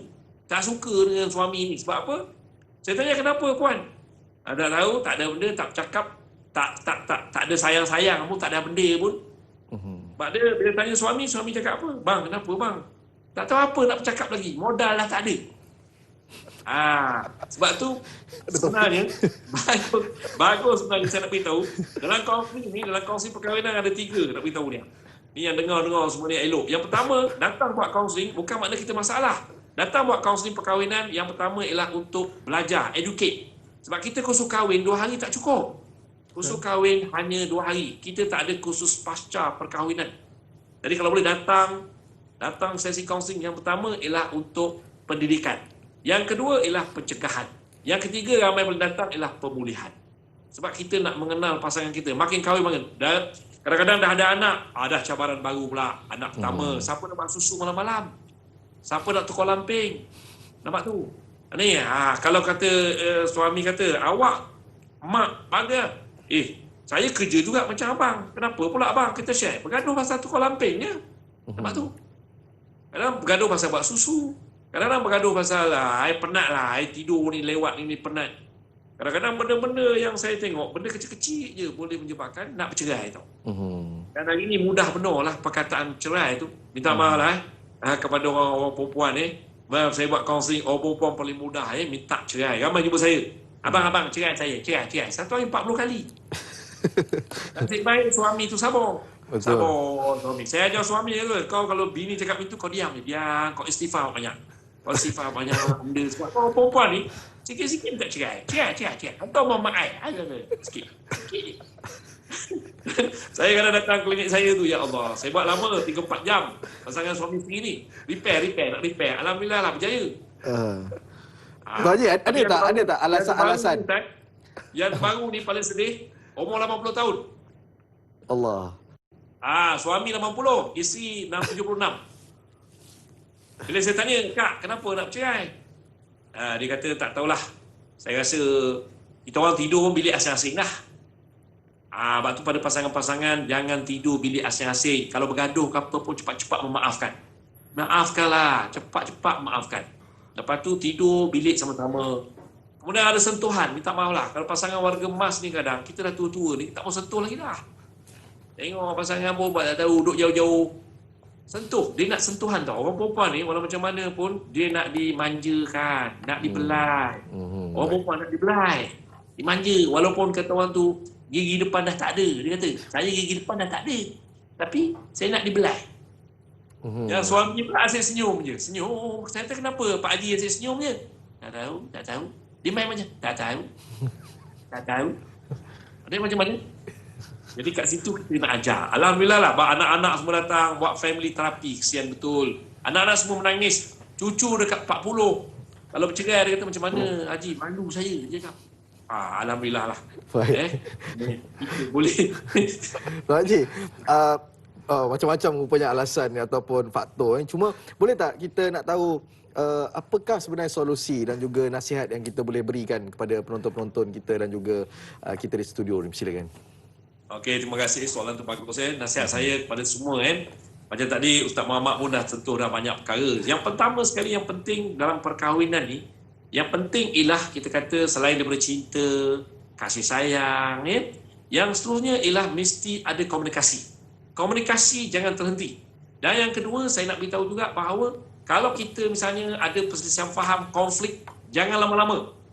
Tolonglah. Kalau boleh kita suami isteri tu, siapa balik, tegur balik. Kalau suami, satu lagi, jangan ego. Orang lelaki ni ego. Orang lelaki sombong, ego. Ramai jumpa saya tu, saya selagi bini saya tak tegur tuan ni, saya tak tegur. Kadang-kadang silap kita. Kita minta maaf, satu lagi cepat memaafkan. Maafkan pasangan kita. Mana tak itu. Kemudian satu lagi pasal kewangan. Duit ni kadang-kadang, ni orang perempuan pun kalau boleh, saya nak pesan lah. Dalam keadaan COVID dan sebagainya, memang keadaan yang begitu sukar bagi kita. Jadi kalau apa yang ada tu, kita macam tu cukup lah. Mana tadi, jangan minta lebih-lebih kepada suami sebab apa. Banyak kan bila minta lebih-lebih ni, banyak jumpa saya, suami kata apa? Tuan Haji, saya panic disorder. Malam tak boleh tidur. Ramai hari ni lelaki malam tak boleh tidur. Suami ramai tak boleh tidur malam ni. Sebab kaunseling ni. Sebab dia fikir ni. Sebab bini, sebelum tidur dia cakap, bang, besok I nak 200. Jangan lupa. Jangan buat date pula tu. Jadi kawan dah tak boleh tidur malam tu. Dia fikir 200. Nampak? Jadi, kalau boleh kita, suami isteri ni, kita minta kemampuan lah. Abang ada berapa, abang bagilah. Kalau tak ada, tak apalah bang. Jadi kita kalau boleh, yang penting kat sini ialah kesepahaman suami isteri. Nampak tu. Dan yang seterusnya, tuan-tuan, saya nak supaya kalau boleh kita, pasangan Muslim ni, lepas solat je kita peluk. Peluk pasangan kita. Peluk dakap. Peluk tu. Tak kira lah umur 80 pun. Kita peluk. Ni kadang-kadang dah tua-tua, apa ni peluk-peluk ni? Kau benda peluk-peluk, dah jauh sikit. Satu lagi, minta maaf kan? Bau badan, bau mulut. Pun nak kena jaga juga. Ramai bini komplain saya, suami saya tu bau badan dia tak tahulah tuan Haji, kadang bau tempoyak pun ada. Bau apa pun ada. Sedap mulut dia. Jaga. Dan minta maaf lah kalau yang cokok tu jaga tu mulut tu. Sebab isteri pun banyak komplain juga. Jadi perkara-perkara macam ni. Dan satu lagi kita naklah kata orang tu dalam soal mengurus rumah tangga ni, kita rumah tangga ialah sebagai satu pasukan. Teamwork. Nampak tu? Di luar sana saya minta supaya rumah tangga sebagai satu pasukan. Mana kita suami pun kita tolonglah. Tolong mop lantai. Tolong bersih. Tak jatuh martabat kita walaupun kita seorang CEO company. Tak jatuh. Klien saya semua ada. Datuk, Tan Sri, Profesor, Ustaz, Kadi semua datang. Jumpa saya buat kaunseling. Saya kata tak jatuh, saya kata. Kalau kita tolong bini kita. Orang perempuan paling suka sekali bila suami turun dan menolong. Orang perempuan paling suka. Tu tak perempuan kat luar sana. Memang senyum tu, suka tu. Orang perempuan paling suka bila suami tu tolong isteri. Tolong jaga anak, tolong tukar lamping, buat susu. Takkan jatuh pangkat kita. Dengar tu itu pesan saya lah. Dan satu lagi, kita naklah juga kata orang tu, selalu kata orang tu, pegang bahu isteri dan tengok mata isteri kita. Orang perempuan ni nak disayangi, nak kata orang tu dikasihi dan cakap lembut-lembut. Dengan isteri kalau dia cakap lembut-lembut. Macam kita bercinta dulu, panggil ayang. Tak apa, buat cacat-cacat sikit pun ayang. Tak apa, dia suka. Orang perempuan suka macam tu. Ni bukan saya cakap ni bukan apa tuan-tuan lain, sebab apa? Itulah yang jumpa saya. Haji, saya nak supaya suami saya tu manja-manja sikit. Jangan keras, sebab lelaki ni kan dia keras tu, macam robot. Mari sini. Abang nak makan. Boleh? Setelah kahwin, masa bercinta lain. Setelah kahwin, itu berubah. Tak boleh. Kita kadang-kadang orang kata apa, saya tak sukalah Tuan Haji nampak macam saya ni. Macam mengada-ngada lah, macam lebih-lebih lah, apalah, tunjuk. Tak boleh. Dan ramai perempuan komplain apa, iaitu suami suka menunjuk kasih sayang masa dalam atas katil je. Tapi di luar daripada katil, kat luar terus keras je. Kontrol macho. Jangan. Kita kat luar pun tunjuk kasih sayang. Kalau boleh pegang tangan, dibelai. Macam tu. Orang perempuan ni nak dimanja, nak dikasih. Itu.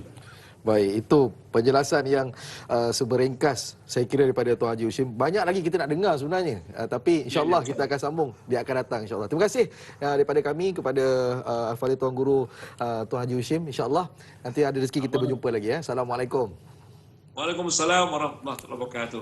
Baik, Ustaz. Tadi Tuan Haji Kita dia sebut macam-macam kadang tak ada topik pun boleh bercerai tu. Tak ada topik, sampai tak ada topik nak sembang apa dengan isteri macam-macam. Jadi komunikasi tu jangan kita berhentikan. Ustaz, kita akan tamat di TV3 dan kita akan sambung ke TV9. Ada tak apa-apa yang Ustaz nak kita bagi tahu sedikit kepada penonton kita ke? Sedikit apa benda yang kita nak boleh simpulkan daripada Tuan Haji Hushim tadi? Okey. Rumah tangga adalah pengorbanan rumah tangga yang bahagia bukan apa yang kita dapat, tapi apa yang kita beri. Okey. Jadi apa yang patut kita dapat sepatutnya patut, dan kalau kita lepaskan maksudnya untuk mencari keredaan Allah, itu dia panggil ihsan. Macam suami patut bagi macam ini macam ni, tapi kesian Covid tak ada kerja, kita berlepas, tak apa bang, saya halalkan abang. Itu ihsan dia panggil. Di mana kebaikan rumah tangga bukan apa yang kita dapat, tapi apa yang kita beri. Sebab itu kan kalau kita hari melihat rumah tangga yang bahagia kan, diumumkan rumah tangga yang bahagia tahun 2020 dan Ilman itu kan, Ilman itu kan. Sebabnya bila kita melihat sebuah rumah tangga bahagia, sebenarnya kita sedang melihat seseorang sedang berkorban untuk rumah tangga itu. Sama ada suami ataupun isteri atau kedua-duanya sekali. Maksudnya rumah tangga adalah pengorbanan. So belajarlah untuk berkorban, dan apabila berkorban kadang-kadang terkorban, itulah asam garam dalam berkorban. Kadang ada benda kita terpaksa lepaskan apa yang kita suka, kemauan kita, dan kadang-kadang agak menekan kita. Itu asam garam, Allah saja akan balas kebaikan sampai akhirat, insya-Allah. Itu sedikit sebanyak apabila Ustaz kata tadi tu kena ada ihsan. Saya kira tajuk ihsan ni pun dia perlu perluaskan lagi untuk kita memahami apakah ihsan sebenarnya. Sebelum kita beralih ke siaran Ustaz, saya nak baca satu soalan daripada Saleh Saad. Assalamualaikum Ustaz dan Da'i. Waalaikumsalam warahmatullahi. Adakah jatuh talak sekiranya suami berniat untuk cerai isterinya pada tarikh tertentu namun tidak dinyatakan kepada isterinya dan tidak juga dilaksanakan niatnya itu?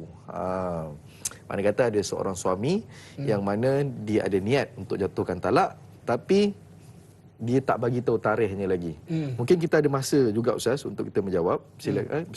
Benda niat dalaman takkan dikira sebagai satu ukuran hukum.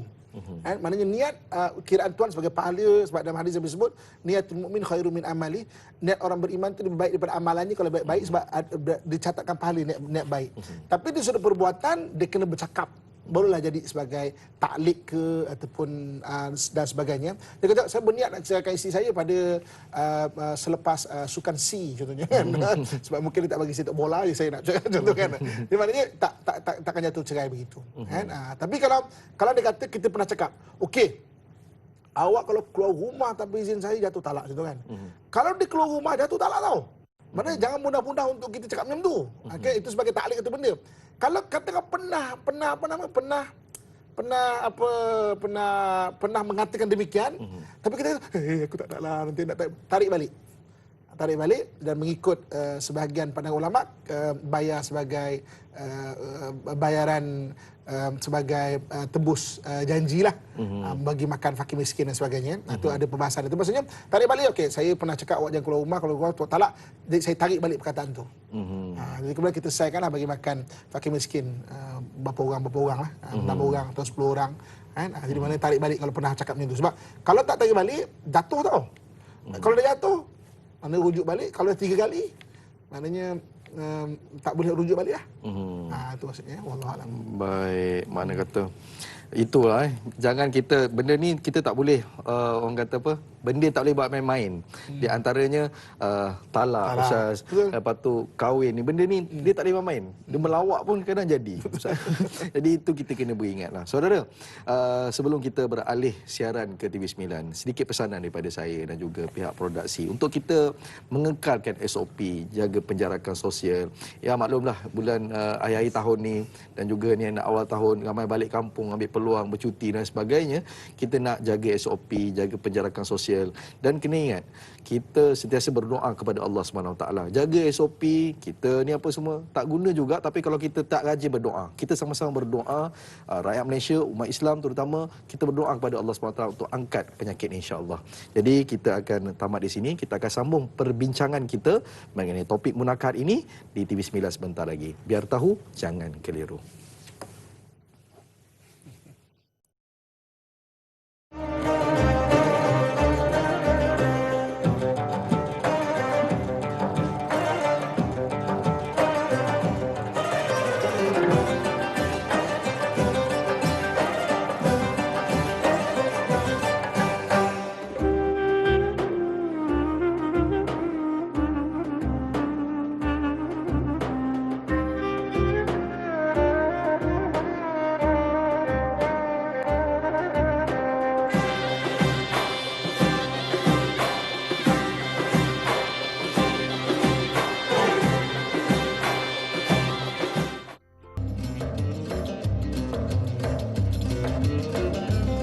Alhamdulillah, kembali kita lagi dalam Majlis Ilmu. Tanyalah Ustaz, biar tahu, jangan keliru.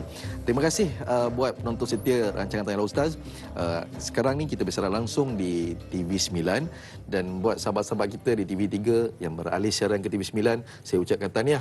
Dan kita masih lagi berbaki lebih kurang dalam setengah jam untuk kita tamatkan siaran. Tapi saya rasa rugi. Sebab apa? Saya kira tajuk ni kena ada siri 1, siri 2 dan siri 3. Kalau ikut saya lah. Sebab apa? Banyak perkara yang kita bincangkan. Sebenarnya Ustaz, betul Sebab kalau kita tengok sebenarnya, kalau talak sebenarnya pun dia banyak perbincangan. Dia bukannya sekadar talak 1, talak 2, talak 3, bukan begitu. Khuluk pun bukan sekadar khuluk macam tu settle, tak ada. Betul. Tapi saya tertanya Ustaz, kita ada 2 lagi nampak kertas ni, tertanya-tanya juga apa isi kandungannya. Okey. Saya mempersilakan Ustaz untuk kita bicarakan. Okey. Jadi antara satu benda yang kita kena faham dalam rumah tangga ni adalah wujudnya orang ketiga, wujudnya perkara ketiga, iaitu setan. Saya orang cakap perkara ketiga ni macam orang perempuan lain yang memang kau setan, contoh-contoh, maaf saya sebut ya. Tapi memang setan ni setan sungguh setan sungguh. Jadi setan ni dalam Quran Allah sebut allazi yuwaswisu fi sudurin nas, dia membisik-bisikkan dalam hati kita manusia ni. Dan lebih-lebih lagi dalam surah Al-Baqarah memang ada menyatakan bahawa syaitan punya angkara ni sampai boleh memisahkan antara suami isteri. Ma yufarriqu nabi bainal mar'i wa zawji, mana boleh memisahkan antara suami dan isteri. So kita nak mengenal bisikan syaitan dalam rumah tangga. Supaya apa? Kita ada awareness dengan izin ataupun kesedaran ini bisikan syaitan ni. Kadang-kadang takut kita tak perasan. Kan? Kita tengok tu ilham. Tapi itu bisikan syaitan. Okey, jom kita tengok. Ada 5 bisikan syaitan dalam rumah tangga. Yang pertamanya, syaitan membisikkan supaya rasa serba kekurangan dalam rumah tangga. Ada je benda kurang. Ada je benda kurang. Okey. Dalam rumah tangga ni dia ada teori 82 kita panggil. Teori 82. Teori 82 ni apa? 8 adalah kelebihan, 2 adalah kekurangan. Kan? Tapi biasanya orang akan highlight kekurangan. Padahal ada 8 lagi benda baik, tapi benda yang kurang tu lah disebut-sebutnya. Maknanya itu bisikan syaitan. Dia akan bisik, ada isteri saya ni satu, ada je lah, adalah komen dia pasal isteri dia. Itu bisikan syaitan dalam rumah tangga. Itu yang pertama. Yang keduanya kita kena faham, syaitan membisikkan untuk tidak bertimbang rasa. Tak ada toleransi dalam rumah tangga. Maknanya nak itu. Ada SOP mesti itu. Rumah tangga bukan pejabat. Bukan pejabat. Abang pukul 5 mesti punch balik rumah. Rumah tangga bukan pejabat. Ada benda-benda kita kena bertoleransi tau. Maknanya ada kita kena raikan. Ini si tengah letih ni. Awak mesti tak layan saya sebagai suami. Awak derhaka saya pagi tau. Tak boleh simply macam tu. Dia ada penat, jaga anak apa. Macam tu juga suami. Suami balik meeting sampai tengah malam. Abang ni apa tak nak cakap dengan saya. Kalau hari-hari tak cakap, bolehlah cakap macam itu. Ini kalau hari itu saja, maksudnya kita kena faham. Ada faktor-faktor kemanusiaan dia memang penat. Timbang rasa itu penting. Jadi syaitan akan bisikkan benda itu. Dan akan api-apikan benda itu. Yang ketiganya, syaitan membisikkan rasa sentiasa betul. Dia betul je. Tak semestinya pada suami tau. Kadang-kadang dengan isteri.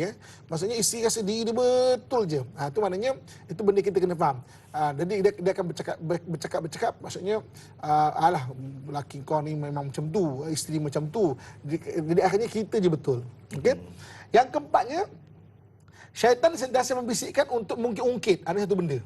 Kan? Mungkit-ungkit. Sampai dalam Al-Quran Allah pernah menegur Ya ayyuhalladzina amanu, wahai orang-orang beriman, la tubtilu sadaqatikum bil manni wal adha. Jangan kamu batalkan pahala sedekah kamu dengan mengungkit-ungkit dan menyakiti hati penerima. Kita bagi isteri kita duit tapi mengungkit-ungkit. Itu dah bagi, kamu minta lagi tak cukup kan.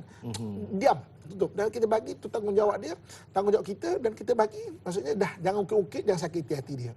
Syaitan akan bisikkan benda tu. Dan yang kelimanya, syaitan akan membisikkan untuk melakukan kezaliman kan, dan menganiayai. Itu benda yang maknanya, dan dia rasa feel good. Ada orang hari ni dia dera laki dia tau. Jadi statistik kementerian kadang-kadang bukan saja suami dera isteri, tidak kurang juga isteri dera suami pun ada tau. Cuma masalah suami ni kadang tak macho lah nak buat report kan. Tak macho lah kan. Jadi tak ada, tapi tinggi juga tau. Kan suami kena ketuk lah, kena katok lah, kan? Kena macam-macam, banyak sebenarnya. Maknanya kenapa dia rasa betul? Ini yang sumpah iblis di depan Allah. Waktu iblis kena halau daripada syurga, dia bersumpah depan Allah dua benda. Dia kata apa? Qala rabbi bima aghwaytani. Surah Al-Hijri, baca start daripada ayat 39. Surah Al-Hijri, wahai Tuhan, oleh kerana Engkau telah menjadikan daku sesat, kata iblis, kan? La uziyanna lahum fil ard, aku akan elokkan maksiat di mata anak Adam, wala ughwiyannahum ajmain, dan aku akan sesatkan mereka semuanya. Maknanya syaitan bersumpah, ada benda-benda dia akan kelabui mata kita, buat salah tak rasa salah. Menzalimi isteri tak rasa menzalimi isteri. Menzalimi suami tak rasa menzalimi suami. Buat salah dia rasa dia betul. Dan syaitan kata la uziyanna lahum fil ard, aku akan elokkan maksiat di mata anak Adam. Dan benda ni banyak, dan kita kena ada kesedaran. Dan nak sedar tu apa, ukurannya adalah daripada Al-Quran dan juga hadis. Maknanya kita, salah aku buat suami macam ini kan. Ada orang kata, padan muka Ustaz, saya boykot suami saya Ustaz. Dah 2 minggu dah Ustaz. Saya kunci dia bilik Ustaz. Kebir lelaki tidur bawah. Dia kunci pintu, dia rasa dia betul tau. Ada kata padan muka Ustaz, isteri saya Ustaz, derhaka sangat. Saya malah bagi nafkah kat dia. Dia tak bagi nafkah, dia rasa dia betul. Oh betul Ustaz, dia derhaka. Kan orang derhaka ni maknanya tak perlu bagi nafkah. Derhaka yang menggugurkan nafkah bukan keputusan suami.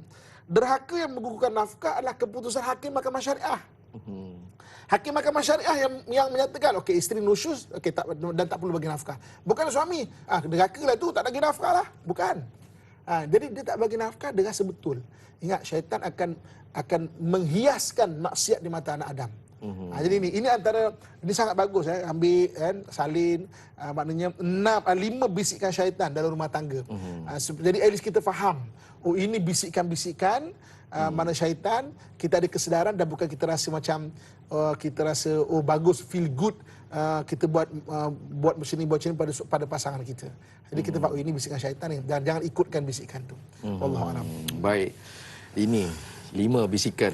Bisikan apa? Bukan bisikan cinta, ni adalah bisikan syaitan yang perlu kita hindari. Saudara, kita nak berehat seketika. Jangan ke mana-mana. Kembali lagi selepas ini, biar tahu, jangan keliru.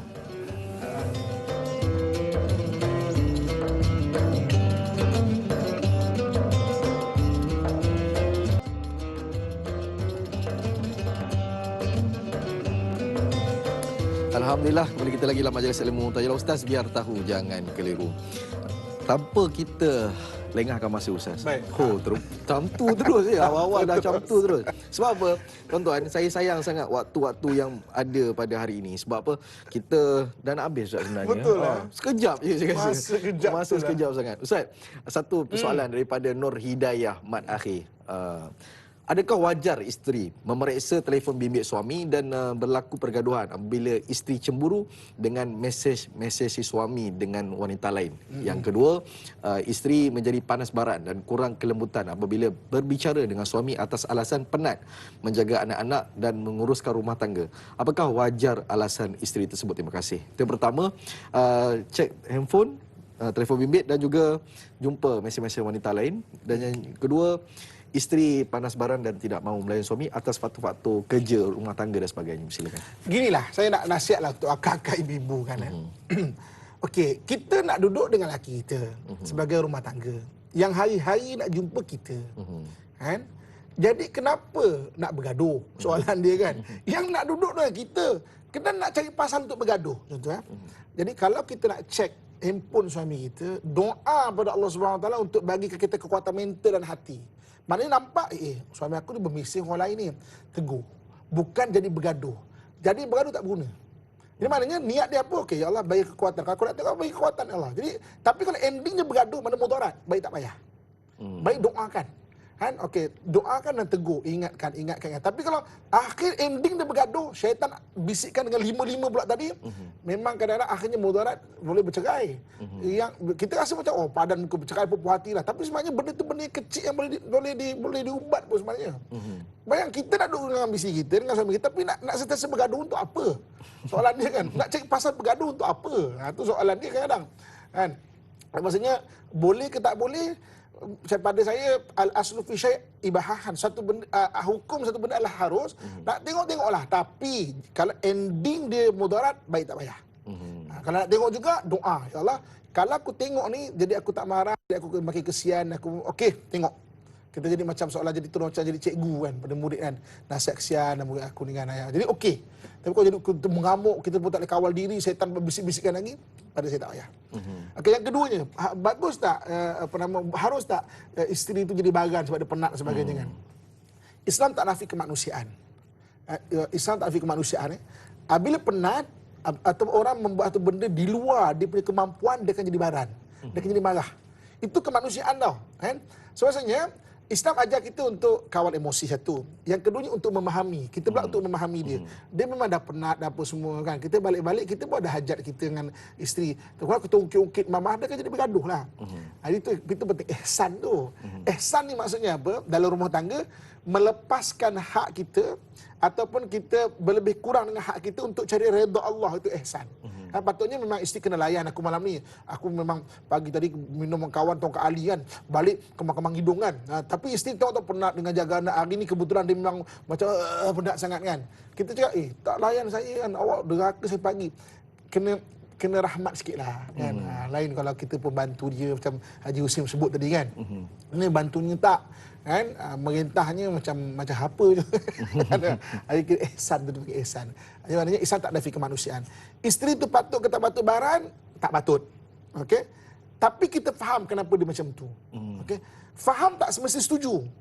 Faham tak setuju? Macam saya faham awak penat kan. Tak mesti kita setuju awak boleh tengking lelaki. Kita tak setuju tapi kita faham kenapa dia macam tu. Islam tak nafi kemanusiaan. Betul kita tengok kadang-kadang kan. Hakim Mahkamah Syariah sangat bagus. Dia tengok dia walaupun tak setuju tapi dia faham. Hukum ini tapi saya faham awak. Itu kadang kan maknanya mahkamah membantu kita dalam rumah tangga. Jangan asingkan mahkamah, jangan rasa macam kalau mahkamah mesti bermasalah. Macam Haji Husim kata tadi kan. Kalau kaunseling mesti bermasalah. Tak semestinya. Kadang-kadang dengan kaunseling tu kita menambah ilmu kita kadang-kadang.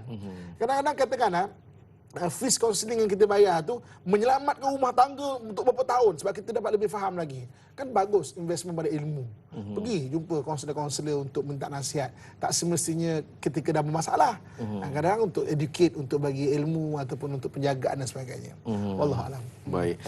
Tak rugi untuk ilmu, satu benda yang penting. Soalan daripada, minta maaf, saya rasa daripada soalan ni, saya kira lebih baik kita mulakan dengan Ustaz punya slide ni. Slide yang terakhir. Slide terakhir. Teruskan Ustaz. Okey, baik. Okey, dalam hadis Nabi SAW menyebut abghadul halal indallah at-talaq. Maknanya, perkara yang halal tapi dibenci Allah adalah talak. Riwayat Abu Daud ya. Kenapa Allah benci talak walaupun harus? 3 sebab. Sebab yang pertama, kadang-kadang perceraian menimbulkan lebih banyak kemudaratan.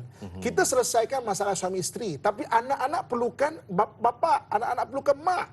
Kadang-kadang kita selfish terlalu mementingkan diri. Kita selesaikan masalah kita, tapi ada benda kita berkorban. Betul, rumah tangga korban. Abang-abang, ayah-ayah, rumah tangga pengorbanan, ingat benda ni. Kita tengok rumah tangga yang bahagia, kita tidak melihat seseorang sedang berkorban. Berkorbanlah untuk rumah tangga, anak-anak dan sebagainya. Maksudnya banyak berlaku kemudaratan kadang-kadang. Okey. Yang keduanya, perceraian menimbulkan lebih banyak fitnah. Macam tadi cerita tadi. Cerita separuh-separuh akan menimbulkan fitnah. Betul Allah kata, dia halal tapi Allah benci. Yang ketiga, perceraian menyebabkan banyak terhalangnya hak. Contoh, anak dapat dekat bini, suami sakit hati. Apabila suami sakit hati, suami tak bagi nafkah kepada anak tu. Kan terhalang hak. Isteri pula sakit hati aku, nafkah tak dibagi, tak bagi jumpa anak dengan bapak. Kan terhalang hak. Itu yang Allah kata, walaupun halal, tapi Allah tak suka. Sebab 3 benda ni. Okey. Dan slide kita yang terakhir. Ini slide. Slide kita terakhir. Okey, perceraian daripada pandangan suami. Ini daripada pandangan suami. Tadi isteri, ataupun seluruh undang-undang. Secara fasah lah, secara ta'liq lah, secara maknanya khuluk lah. Ini pandangan suami. Yang pertama sekali, perceraian daripada pandangan suami. Okey, suami ingin menceraikan isteri dia. Ada yang suami dia rela hati dia ceraikan isteri dia pertama. Yang keduanya, isteri meminta diceraikan atau dipaksa oleh individu lain. Ini hak suami. Isteri itu meminta cerai. Maknanya macam Haji Hushim kata tadi lah. Maknanya 40 kali sehari kan minta cerai. Maknanya sabar je lah. Berzikir je.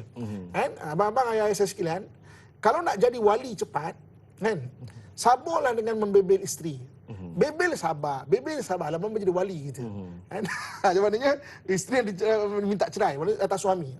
Tak bagi tahu, pertahankan. Dia minta 1000 kali pun kita pertahankan lah. Kan? Yang ketiganya, suami enggan menceraikan isteri dengan melakukan kezaliman. Ini tak boleh pula. Ada pula suami tak nak ceraikan isteri tapi berlaku kezaliman. Ini dalam Quran Allah sebutkan, imsak bil ma'ruf, maknanya kau nak pegang dengan baik, atau sarihu, maknanya lepaskan dengan cara baik. Ini tinggal nafkah tak bagi, cerainya tak. Ini tak boleh. Ini perceraian daripada pandangan suami. Sama ada suami nak menceraikan ataupun isteri minta, maksudnya saya pertahankan. Dan dalam hadis Nabi sebut, ma min mura'atin, mana-mana perempuan yang tatlubu at-talaq, mana meminta cerai daripada suaminya, min ghairi ba'sin, tanpa apa-apa sebab syarak, takkan bau syurga. Tapi kalau ada sebab syarak boleh. Ini tak ada apa-apa sebab. Mana pertahankan. Ataupun suami jangan pegang dengan niat untuk menzalimi. Ini slide kita terakhir mengenai rumah tangga dan perceraian. Ini perceraian daripada mana pandangan sebagai seorang suami, macam mana cara kita nak pandang sebuah perceraian tu. Wallahualam. Baik. Maknanya kata bukanlah tajuk kita hari ini kita nak membawa kepada perceraian, tapi kita memahami apakah konsep kita sebenarnya. Ustaz, sikit persoalan Ustaz. Macam saya ada banyak dapat soalan ni. Dia banyak bertanya mengenai ada pasangan yang nak bersama tapi perkahwinan dihalang oleh orang tua, tapi tidak menghormati orang tua dan sebagainya, dia tak nak berlaku pergaduhan tapi dah berkahwin. Macam mana kita nak nasihatkan masyarakat kita? Ini bukan drama, maksudnya dah berkahwin tapi dia dipisahkan oleh mak bapak sebab tak suka dengan pasangan masing-masing. Jadi bagaimana kita nak settle masalah? Okey. Ada dua side, ada dua bab untuk kita tengok di sini. Pertama sekali, kita kena faham dulu sebagai seorang menantu. Okey. Mak ayah ni yang disebut sebagai mak ayah, 5 jenis mak ayah. Mak ayah kandung, mak ayah tiri, mak ayah susuan, mak ayah mertua, dan mak ayah angkat yang jaga kita daripada kecil. Jadi hari ini kadang-kadang banyak menantu tengok mak ayah mertua, dia tengok orang asing. Sedangkan dalam Islam, wala taqul lahum uffin, jangan kamu kata pada mak ayah. 5 jenis mak ayah ni. Mak ayah mertua macam mak ayah kita. Beza satu saja. Apa dia? Dia tidak mewarisi harta pusaka. Itu je beza dia. Dia ada keredaan Allah, dia ada doa yang mustajab, semua dia ada, sama juga. Jadi maknanya cara menantu memandang mak ayah pun sama juga. Itu satu hal. Yang keduanya, mak ayah pula nak memisahkan menantu. Sama juga. Apakah pandangan maksud seorang anak tu? Iaitu anak kandung, anak susuan, anak tiri, anak menantu dan anak angkat. Itulah anak juga. Cara kita mandang anak, kita mandang menantu kita. Kalau kita kata, itu menantu saya, itu adalah anak kita juga. Kalau dia bercerai, tak batal lagi semayang tau. Sebab dia tu dah macam anak dah semuanya. Maknanya cara kita mandang anak kena betul, cara kita mandang mak ayah kena betul. Nah, sebab tu bila orang bermula dengan kefahaman, okey, ni mak mertua, dia adalah mak aku juga. Okey, ada orang bertanya kan, Ustaz, mana nak dulukan, mak kita ke atau mak mertua? Tak ada soalan itu. Dua-dua kena dulukan. Habis kalau mana salah satu kurang, minta ampun pada Allah. Ya Allah, aku kekurangan, macam aku nak raih mak mertua, tak boleh. Minta ampun pada Allah. Itu tak boleh cakap, okey, itu mak mertua, ini tak. Mak mertua, mak kita juga sebenarnya. Sebab tu, seorang suami berkahwin dengan seorang isteri berkahwin dengan seorang suami, ketaatan penuh kepada suami. Habis kalau anak-anak kita semua perempuan, kita kehilangan anak ke? Tak. Sebab apa? Menantu akan ambil kita ni sebagai anak dia. Jadi maknanya isteri taat full kepada suami. Habis kita mak ayah, apa kata bisa tak? Suami tu akan ambil kita macam mak ayah dia. Cantik tak Islam? Cantik. Jadi kita jangan anggap macam engkau kahwin dengan aku dah taat adalah pada aku sebagai suami, bukan mak ayah kau. Betul, kita pula kena taat kepada mak mertua kita sebagai mak ayah kita dah waktu tu. Jadi mana cantik Islam tu. Jadi maknanya bila kita faham Islam secara keseluruhan, kita akan maknanya dapat membina sebuah rumah tangga yang bagus. Jangan baca Islam belajar secara sebahagian-sebahagian. Takut terfitnah pada Islam tu sendiri. Dia kata, tengok ni kena tak pada suami, tapi dia cakap, dah kau jangan balik rumah mak mertua kau. Kau kena tak dengan aku kan, tapi kau jangan balik rumah mertua kau. Dia menganggap mak mertua dia macam orang lain. Dia salah. Dia derhaka pada mak ayah dia yang mak mertua tu sebagai mak ayah dia. Wallahu alam. Baik, itu satu saya kira soalan ataupun jawapan yang sangat bagus. Kita memandang ibu bapa kita, mak mertua kita sebagai mak bapa kita dan menantu juga sebagai anak kandung kita sendiri. Jadi saya kira Ustaz mungkin sedikit kesimpulan dan kita nak terus ke doa Ustaz, silakan. Tuan-tuan muslimat sekalian kan, sebagai kesimpulan pada hari ini kan. Okey. Bila kita melangkah ke sebuah rumah tangga, melangkahlah dengan ilmu. Melangkah dengan ilmu dan tingkatkan ilmu. Ilmu rumah tangga adalah ilmu rumah tangga. Sekalipun kita teres sangat ilmu mutawif, kita bawa orang pergi haji, pergi Mekah, itu ilmu haji. Ilmu rumah tangga ada ilmu rumah tangga. So baca, dengar, tanyalah ustaz, okey, dengar apa ceramah-ceramah pasal rumah tangga, maka dia akan mengubat masalah rumah tangga. Kadang kita katakan, isteri saya dengar kuliah hari-hari, dengar tanya ustaz hari-hari. Tapi topik rumah tangga dia akan merubah rumah tangga. Topik lain akan merubah topik lain. Okey, jadi maksudnya tingkatkan ilmu dalam bab rumah tangga. Okey, itu yang pertama. Yang keduanya, bila kita masuk melangkah rumah tangga, okey, kita tahu cabaran-cabaran dia. Perangai orang satu hal, setan satu hal. Dan kita kena faham rumah tangga tak ada ending dia. Biarlah ending dengan baik kena sama ada kematian. Dan dalam Quran Allah sebut antara perkara yang menggembirakan kita bangsa manusia, antaranya apa? Kita masuk syurga, satu keluarga masuk syurga. Allah sebut dalam Quran, amman utiya kitabahu biyamini, siapa yang diberi kitab dengan tangan kanannya, fasawfa yuhasabu hisaban yasira, akan dihisab dengan hisab yang ringan, wa yanqalibu ila ahlihi masrura, akan dikembalikan pada ahli keluarganya dalam keadaan ceria gembira. Antara perkara yang paling menggembirakan kita dalam rumah tangga adalah kita masuk syurga, satu keluarga masuk syurga. Jadi bang, untuk kita begitu, yang demikian, selalu maafkan isteri, bagi isteri usaha untuk jadi isteri yang solehah, insya-Allah. Satu kesimpulan yang ringkas dan padat dan mudah untuk kita faham. Ustaz, mungkin sedikit doa pagi ini Ustaz bagi memberkati. Auzubillahi minasyaitonirrajim. Bismillahirrahmanirrahim. Alhamdulillahirabbil alamin wassalatu wassalamu ala asyrafil anbiya'i wal mursalin wa ala alihi washabbihi ajmain. Mudah-mudahan Allah jadikan saya dan kamu sekalian hamba Allah yang saleh dan salehah, yang sentiasa mentaati perintahnya dan meninggalkan segala larangannya. Ya Allah, ya Tuhan kami, Engkau menyaksikan segala kelemahan diri kami, ya Allah. Tutuplah keaiban kami dan bantulah kami untuk meningkatkan diri kami, ya Allah. Engkau menyaksikan segala dosa dan kesalahan kami, ya Allah. Berikan keampunan-Mu dan kasih sayang-Mu kepada kami, ya Allah. Engkau menyaksikan segala hajat kami, ya Allah. Tunaikanlah hajat kami dan cukupkanlah keperluan kami, ya Allah. Ya Allah, ya Tuhan kami, jadikanlah pasangan kami pasangan yang soleh dan solehah, ya Allah. Jadikanlah anak-anak dan zuriat kami anak-anak yang soleh dan solehah, ya Allah. Dan rezekikan kami untuk bahagia di dunia sehingga ke akhirat, ya Allah. Allahumma rabbana atina fid dunya hasanah wa fil akhirati hasanatan wa qina adzabannar wa adkhilnal jannata ma'al abrar ya azizu ya ghaffar ya rabbal alamin. Wa sallallahu ala sayyidina wa maulana Muhammadin wa ala alihi wa sahbihi ajmain. Subhan rabbika rabbil izzati amma yasifun wassalamun alal mursalin walhamdulillahi rabbil alamin. Taqabbalallahu minkum minna minkum taqabbal ya karim. Alhamdulillah, terima kasih kepada Al-Fadhil Ustaz. Alhamdulillah. Dan juga penonton-penonton semua. Saya dan Al-Fadhil Ustaz mohon ampun dan maaf sekiranya terkasar bahasa, terlebih bicara, dan kita minta maaf sekiranya tak cukup masa juga. Jadi insya-Allah esok jangan lupa untuk bersama dengan Al-Fadhil Ustaz Ahmad Syahdan dan Al-Hadrami dengan moderatornya Da'i Luqman dengan topik esok Sirah Imam Syafi'i rahimallahu taala. Jadi wallahu alam. Assalamualaikum warahmatullahi wabarakatuh.